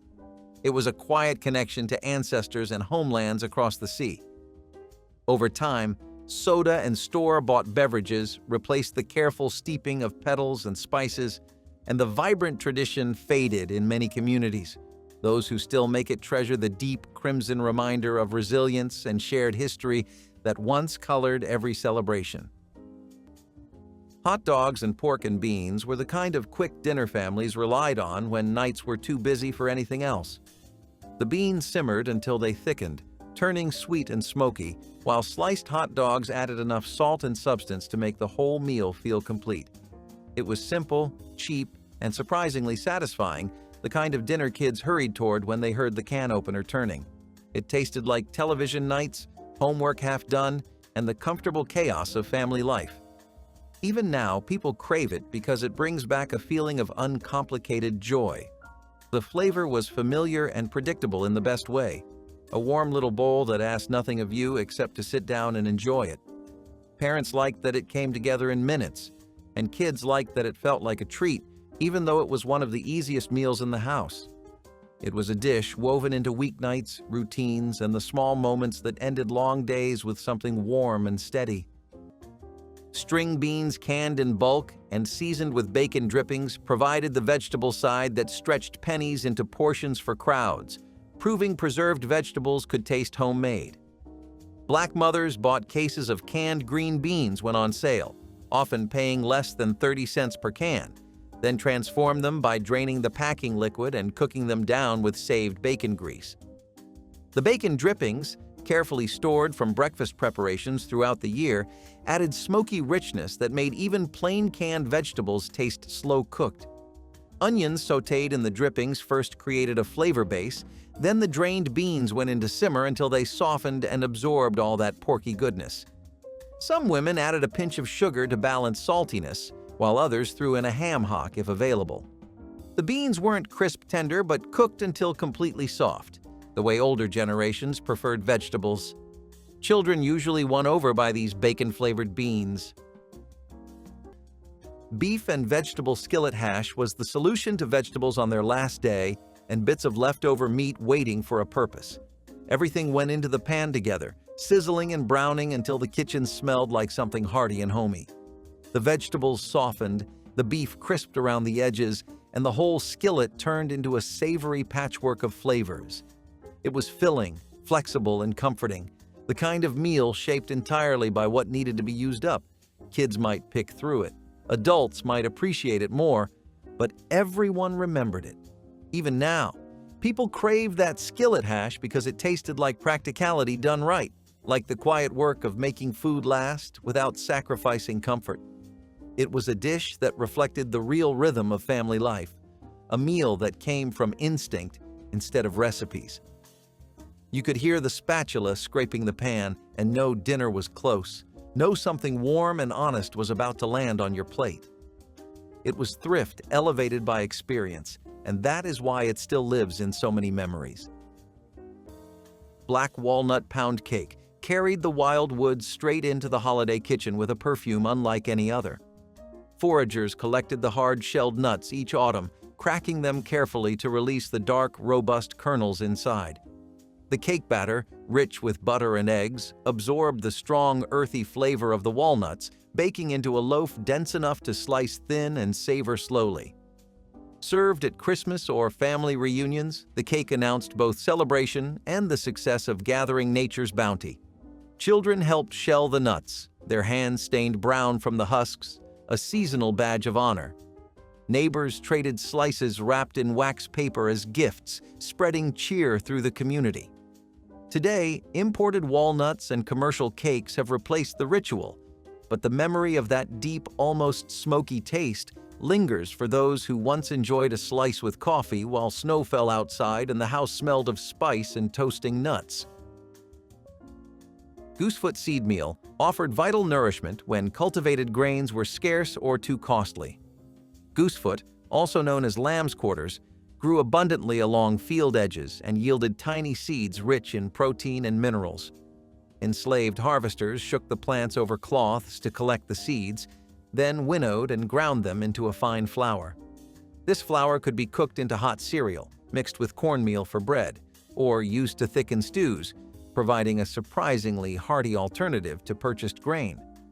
The practice drew on both African and indigenous traditions of using wild seeds as staple foods.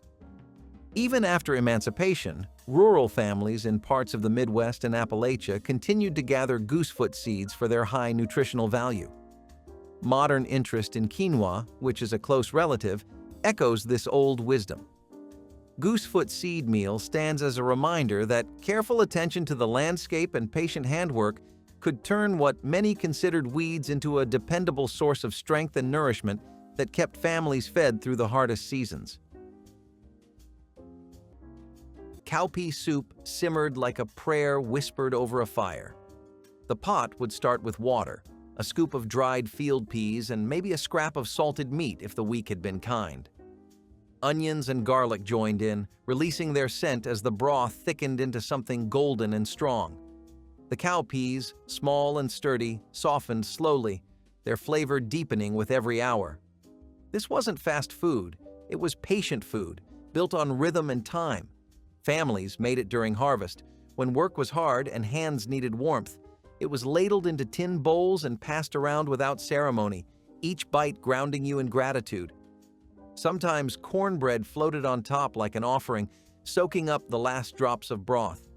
The soup tasted of earth and labor, of simple things done well. Cowpea soup was both meal and memory, tying together generations who had learned how to make plenty out of little. It was food for body and spirit alike, humble but whole, strong but soothing. Even now, its scent carries the same promise, that comfort comes from what you give, not what you have. Pound cake baked with margarine instead of butter became the golden, dense dessert that could be sliced thin to feed many people from a single loaf. Black mothers would cream margarine with sugar and eggs, adding flour gradually to create batter that baked into cake with tight crumb and rich flavor despite lacking expensive butter. The cake lasted for days when wrapped properly, actually improving in texture as it sat. A single-pound cake could yield 24 thin slices when cut carefully, making it remarkably economical for providing dessert for large gatherings.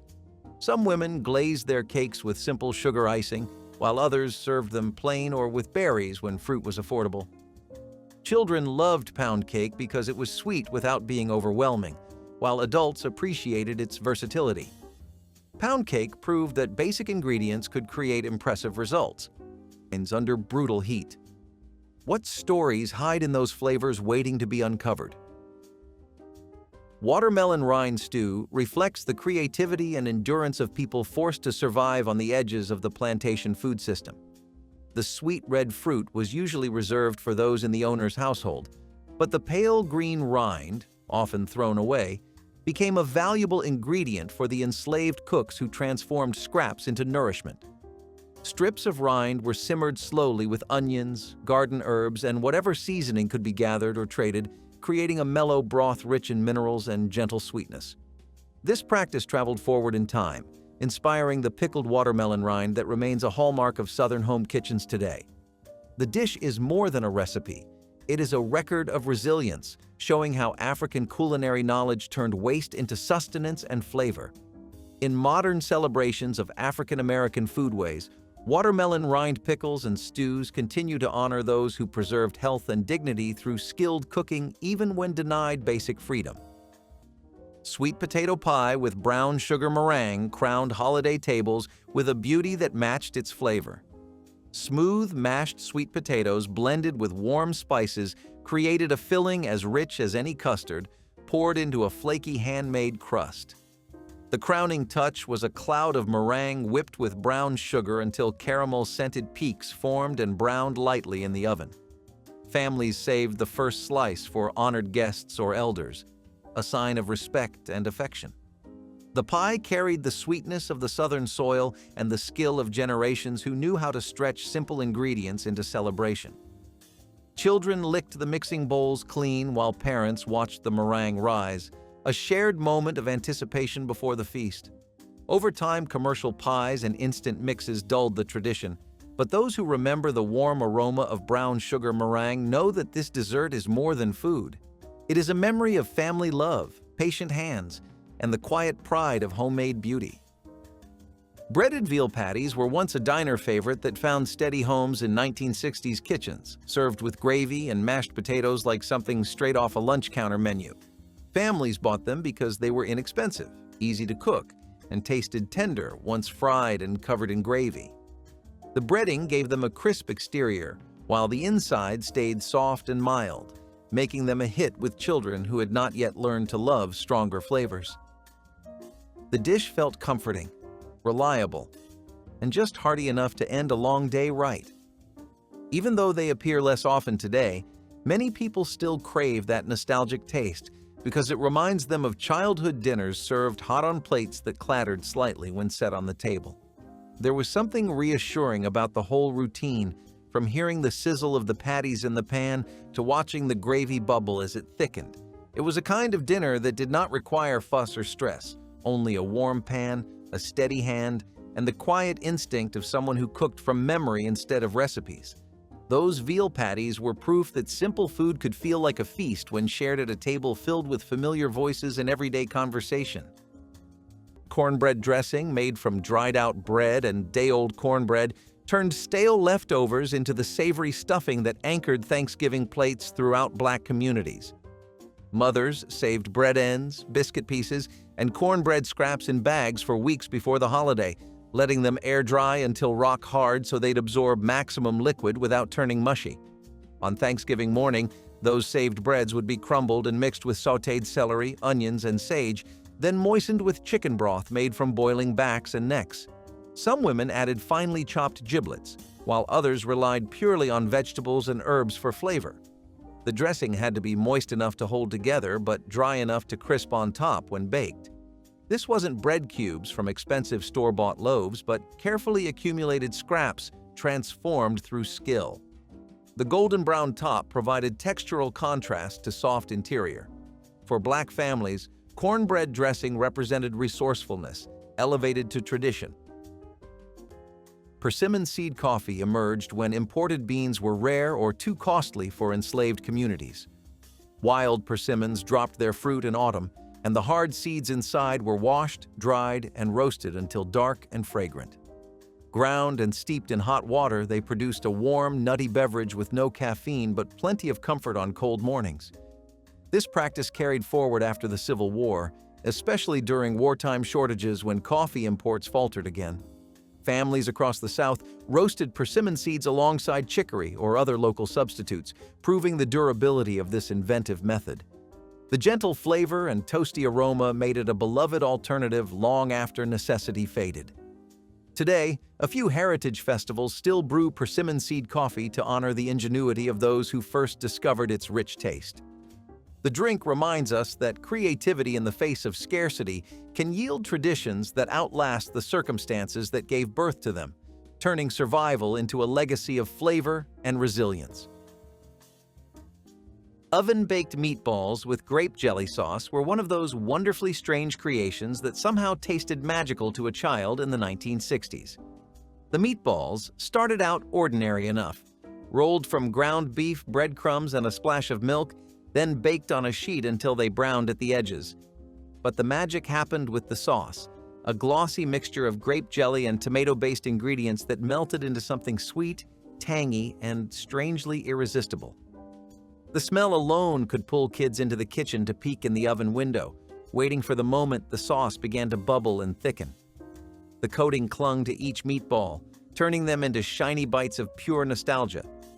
Adults appreciated how easy and inexpensive the dish was, while kids loved how the sweetness made dinner feel fun.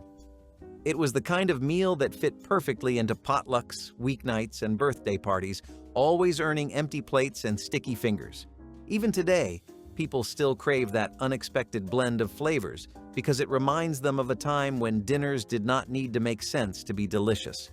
They just needed to feel joyful, familiar, and made with a little love. Potato salad stretched with extra eggs and mayonnaise became the cold side dish that fed crowds for minimal cost, transforming basic potatoes into creamy satisfaction. Black mothers boiled potatoes by the 5-pound bag, timing them carefully so they'd be firm enough to dice without turning to mush, then combined them with hard-boiled eggs that provided protein. The ratio was crucial. Enough eggs to make the salad filling, but not so many that it tasted only of eggs, with mayonnaise binding everything together. Mustard added tang, while finely diced celery and onions provided crunch and flavor dimension. The true economical genius came from using potatoes as filler, allowing a single dozen eggs to feed 20 people when stretched with enough starch. Some families added sweet pickle relish for both flavor and the satisfaction of having extras in their salad. The salad chilled overnight, making it perfect for gatherings where oven space was limited and make-ahead dishes were essential. Red beans and rice was a meal that brought comfort wherever you called home, but it meant something deeper in African American kitchens. It started cheap, just dried beans, salt pork, and a pot of rice. But what came out of that pot was rich in soul. The beans simmered slow, soaking up garlic, pepper, and every bit of seasoning a cook's hand could spare. The rice caught all that flavor, turning a poor man's supper into a dish fit for celebration. This was food that did more than fill bellies. It gathered people together, brought laughter back to weary faces, and reminded families that they still had each other.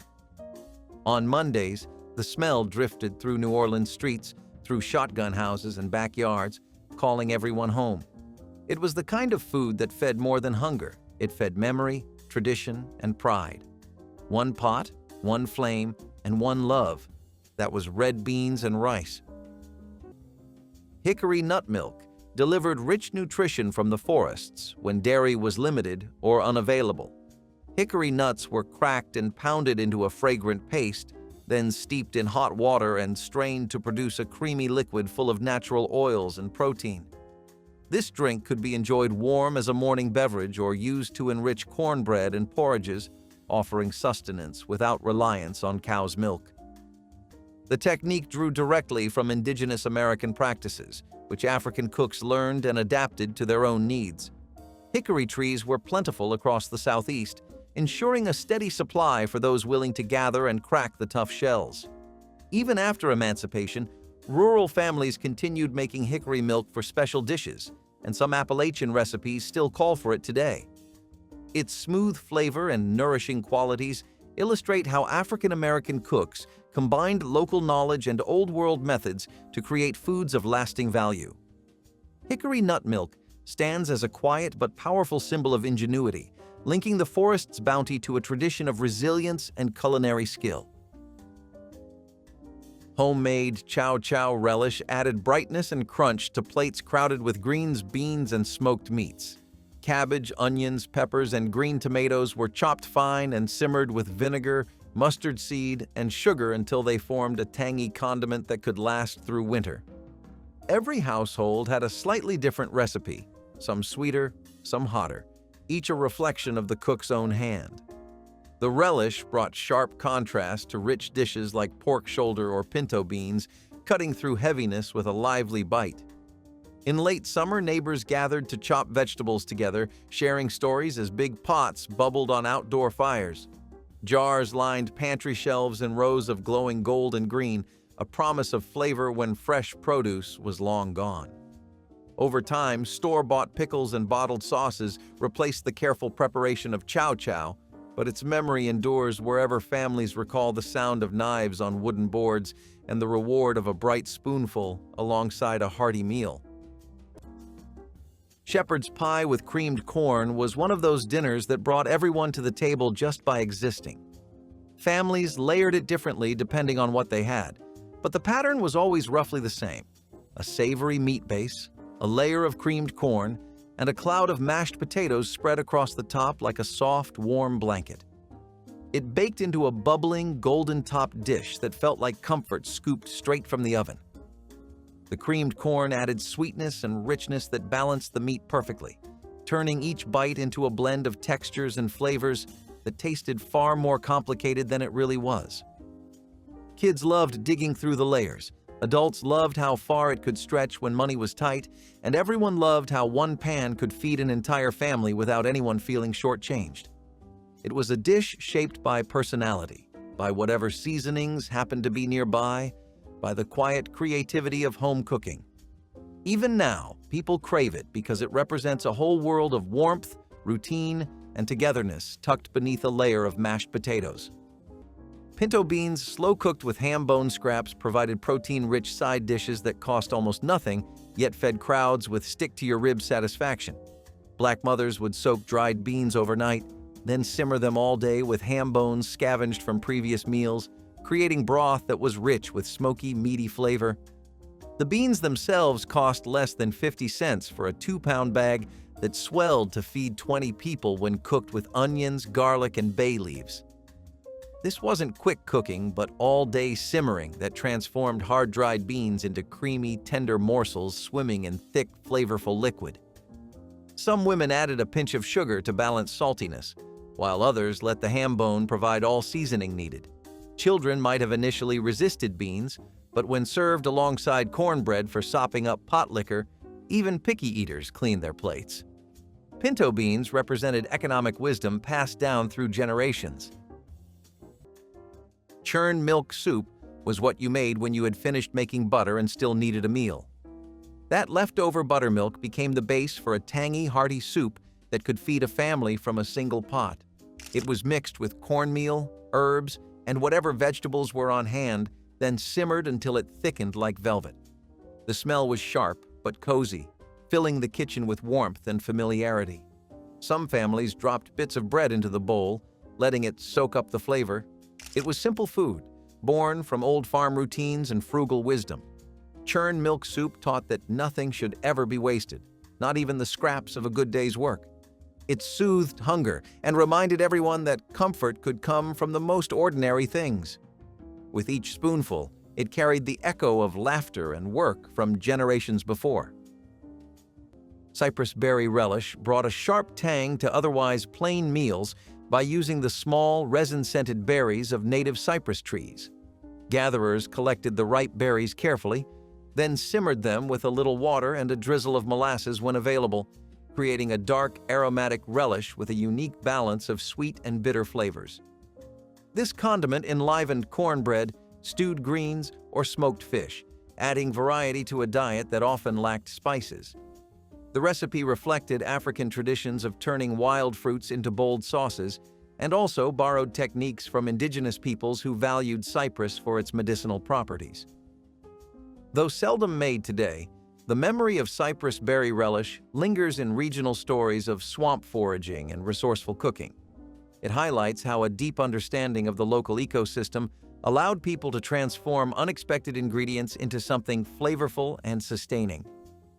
Cypress berry relish stands as a tribute to both culinary creativity and the enduring connection between survival foods and the natural abundance of the southern wetlands. Tell us which survival food amazed you most, like this video, and subscribe to keep these powerful food traditions alive. Homemade crackling bread filled kitchens with the savory perfume of pork fat and toasted cornmeal. Families saved every scrap of rendered pork skin, frying it until crisp and then folding the cracklings into cornbread batter rich with buttermilk and a touch of lard. Baked in a well-seasoned skillet, the bread emerged with a crisp crust and pockets of salty crunch that delighted children and elders alike. It was a dish born of necessity, ensuring nothing from the hog went to waste, but it also became a treat that people looked forward to at Sunday dinners. Neighbors often traded cracklings after a hog killing, turning the preparation into a social event that celebrated thrift and flavor. Today, store-bought cornbread mixes rarely capture the depth or texture of the old-style cracklin' bread, and few families still render their own pork. For those who have tasted it, the memory of that smoky, savory slice remains a reminder of community resourcefulness and the joy of making something extraordinary from humble ingredients. Corned beef hash with a fried egg was the kind of hearty skillet meal families leaned on when they needed something filling that cooked fast. Corned beef crisped in the pan alongside diced potatoes, onions, and peppers until everything browned together in a savory, sizzling mixture. Then came the fried egg, placed on top with a soft, golden center that spilled gently into the hash with the first cut of a fork. The smell filled the house, earthy and rich, waking up appetites instantly. Kids liked mixing the egg into the potatoes, turning the whole plate into a warm, comforting mess. Adults liked how far a single can of corned beef could stretch.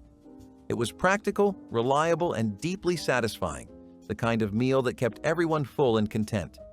Even now, people crave that combination of crispy edges, soft potatoes, and rich egg because it tasted like weekend mornings, family chatter, and the simple goodness of skillet cooking. Boiled peanuts turned the simplest crop into a roadside delicacy beloved across the coastal South. Green peanuts fresh from the field were boiled in salty water for hours until their shells softened and the kernels inside became tender and briny. Travelers stopped at roadside stands where pots steamed and the scent of salt filled the warm air. Vendors scooped the peanuts into paper bags dripping with flavorful liquid, and families ate them hot while driving or sitting on porches in the evening. The snack offered both nourishment and entertainment as friends cracked shells and talked late into the night. Farmers appreciated the way boiled peanuts made use of young harvests that might not keep for roasting. Although convenience stores sell packaged versions, the true experience of a freshly boiled peanut eaten outdoors remains unmatched, carrying the taste of red clay fields, summer humidity, and the easy rhythm of southern hospitality shared one shell at a time. Tell us which tradition you'd bring back, like this video if the memories made you hungry, and subscribe to keep these rich flavors alive. Wild rice pudding combined indigenous grains with African-inspired preparation to create a dish both nourishing and subtly sweet. Wild rice grew naturally in shallow lakes and slow rivers, and enslaved families near these wetlands harvested the dark grains with paddles and baskets, drying them in the sun for year-round use. Cooked slowly in water until tender, the rice was stirred with a bit of sorghum syrup or honey if available, making a warm pudding that supplied protein and lasting energy.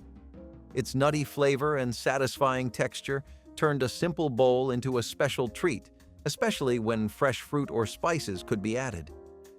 This recipe carried forward after emancipation as African American cooks continued to value wild rice for festive meals and family gatherings.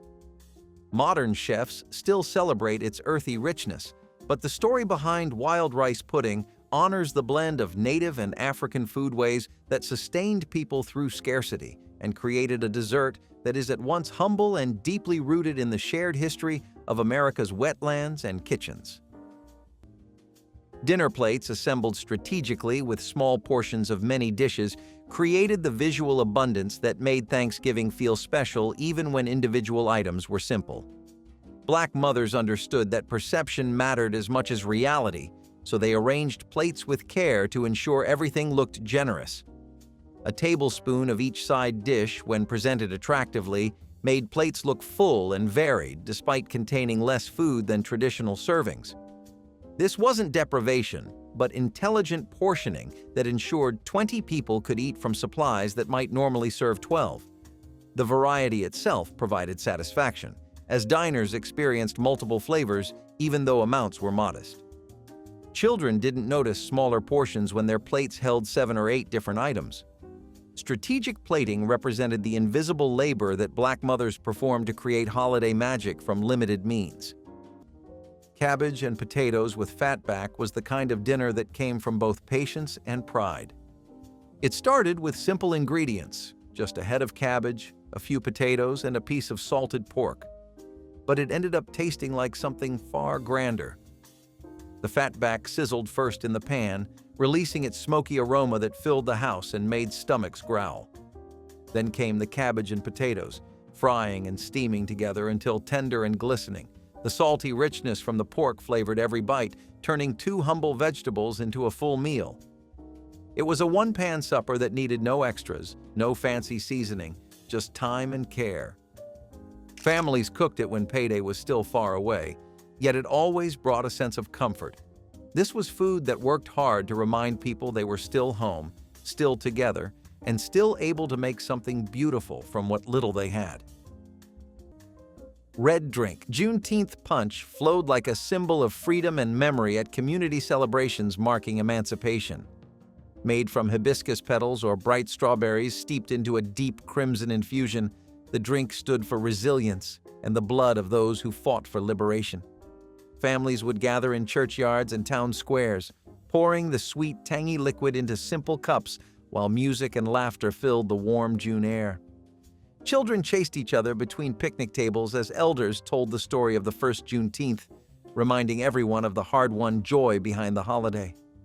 The punch often carried a gentle spice from cloves or ginger, offering a flavor both refreshing and layered, much like the history it honored.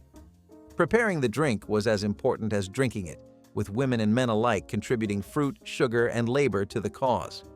Though some communities still keep the tradition alive, many younger generations have never tasted the vibrant red drink that once defined a day of remembrance and celebration. Macaroni and stewed tomatoes was a surprisingly tangy, humble dish that stretched every ingredient just a little further, making it a popular staple in the 1960s kitchen.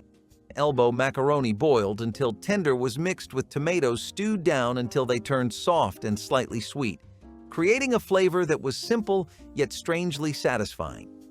It did not pretend to be anything fancy. It was a dish for busy parents, hungry kids, and anyone needing comfort without cost. The tang from the tomatoes mixed with the soft macaroni in a way that stuck in your memory long after childhood passed. Some families topped it with a bit of cheese, some kept it plain, but either way, it tasted warm and familiar, like a weeknight that ended well. It was a dish defined not by extravagance but by reliability, something people still crave because it feels like stepping back into a kitchen where everything was steady and safe. Cranberry sauce, made from whole berries and sugar water, provided the traditional tart sweet condiment without spending money on canned versions that cost 3 times more. Black mothers would buy fresh cranberries when they appeared seasonally in grocery stores, usually paying less than $1 for a pound that made enough sauce for 20 people.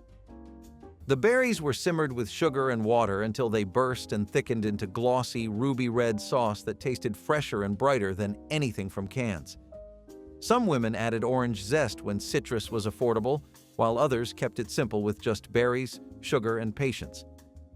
The sauce could be made days ahead and actually improved with time as flavors melded, making it perfect for busy Thanksgiving preparations.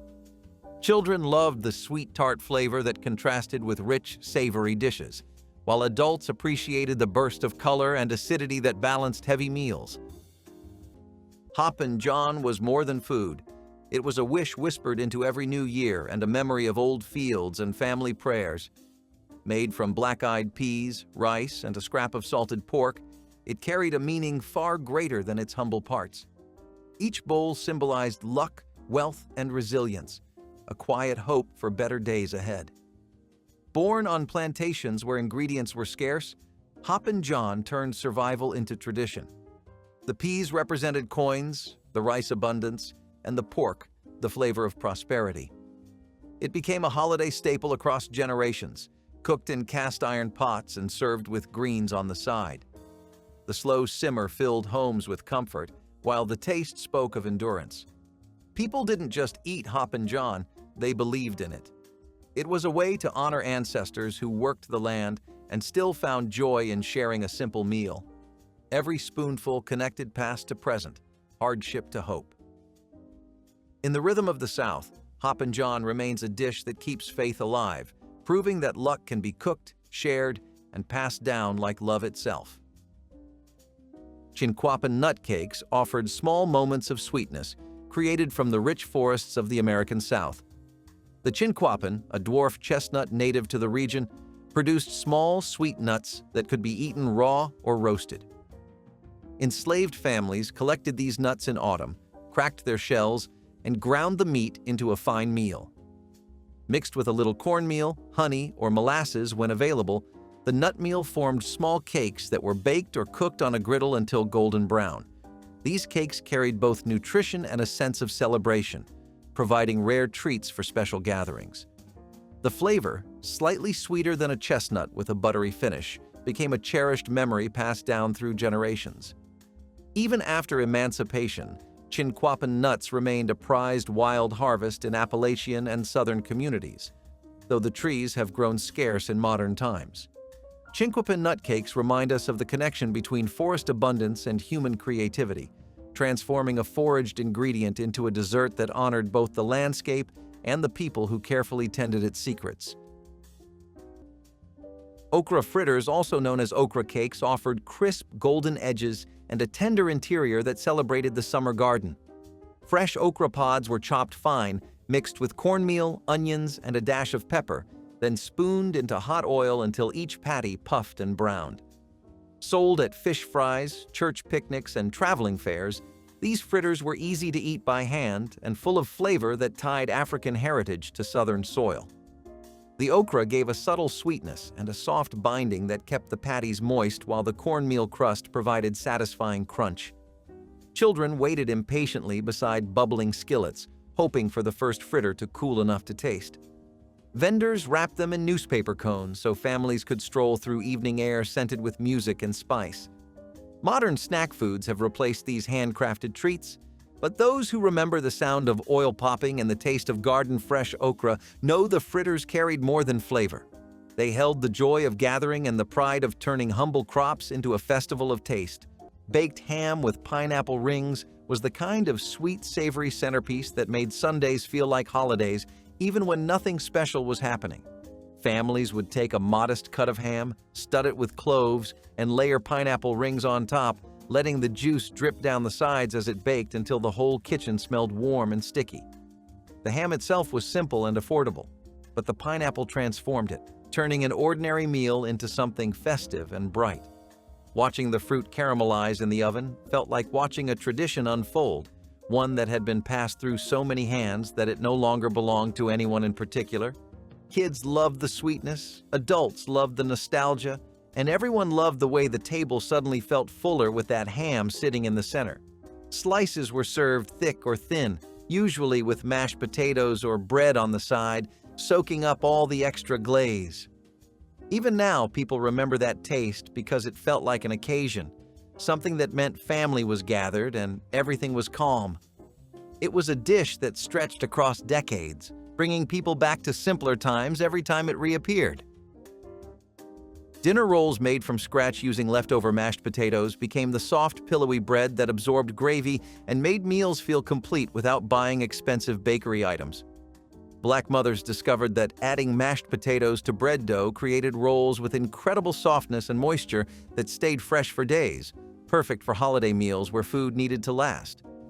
A single potato combined with flour, yeast, and minimal butter produced dozens of rolls that cost pennies compared to store-bought options. The dough was easy to work with, forgiving for inexperienced bakers, and could be shaped into various sizes depending on how many people needed feeding. Children loved pulling apart warm rolls to watch the steam escape, while adults appreciated how the potato rolls stayed soft even when served hours after baking. These rolls represented kitchen wisdom that turned leftovers and scraps into something families actively requested. Smoked catfish tails reveal the skill and resourcefulness that defined survival cooking on plantations near rivers and coastal waters. After commercial fishermen or estate kitchens took the prime fillets, the bony tails and smaller pieces were often left behind. Enslaved cooks cleaned these scraps carefully, rubbed them with salt or local spices, and smoked them over slow hickory fires.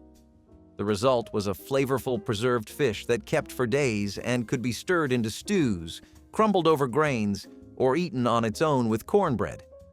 Smoking techniques reflected West African traditions carried across the Atlantic, where preserving fish with wood smoke had long been a way to ensure protein during lean seasons. In later years, African American fish camps and southern smokehouses continued this method, turning a food of necessity into a celebrated regional specialty.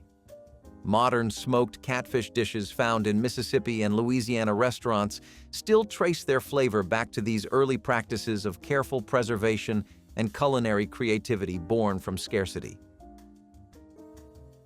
Fish sticks and crinkle-cut fries were the kind of dinner kids begged for, the unofficial meal of busy weeknights when the adults were too tired to fuss. The moment that frozen box hit the counter, excitement followed, because everyone knew dinner would be fast and crispy, and exactly the kind of food children believed counted as a celebration. The fish sticks went into the oven in neat rows, sizzling as the breading crisped while the fries baked beside them, each crinkle catching just enough salt to make them addictive. It was not fancy seafood, not even close, but to a child it tasted like the best thing the freezer aisle had ever made. There was comfort in the uniformity, the predictability, the way dipping sauces always turned the plate into a tiny adventure. Adults liked it because it filled everyone up without much effort. Kids loved it because it tasted like freedom and fun. Even now, biting into a fish stick can take you straight back to a living room floor covered in toys, a television playing too loudly, and a plate balanced on your knees. It was cheap, easy, and unforgettable. Sweet potato pie made from scratch with lard crust became the dessert that delivered holiday sweetness without requiring expensive ingredients, turning humble root vegetables into celebration. Black mothers baked their own sweet potatoes until soft, then mashed them with evaporated milk, eggs, sugar, and warm spices like cinnamon, nutmeg, and vanilla when affordable. The filling was rich, smooth, and naturally sweet, requiring less added sugar than other desserts, making it economical and delicious. Pie crusts made with lard rather than butter saved money while producing flaky, tender pastry. Some women topped their pies with meringue made from leftover egg whites, creating impressive height without additional cost, while others left them plain. A single pie cost less than $2 in ingredients, yet could be sliced into 12 portions, making it far more economical than cakes. The pies were often baked the day before Thanksgiving. Cream chip potatoes were a full dinner disguised as a side dish, something families made when the pantry was nearly empty, but the expectation of a warm meal still stood. Potatoes were sliced, boiled until just soft, then folded into a simple cream sauce that turned everything silky and comforting. It was not flashy or colorful, but it was filling, warm, and dependable. The sauce coated every piece, turning the dish into a milky, tender scoop of pure comfort that tasted far richer than its ingredients suggested. Families served it on its own or with a biscuit or two, letting the potatoes carry the whole meal.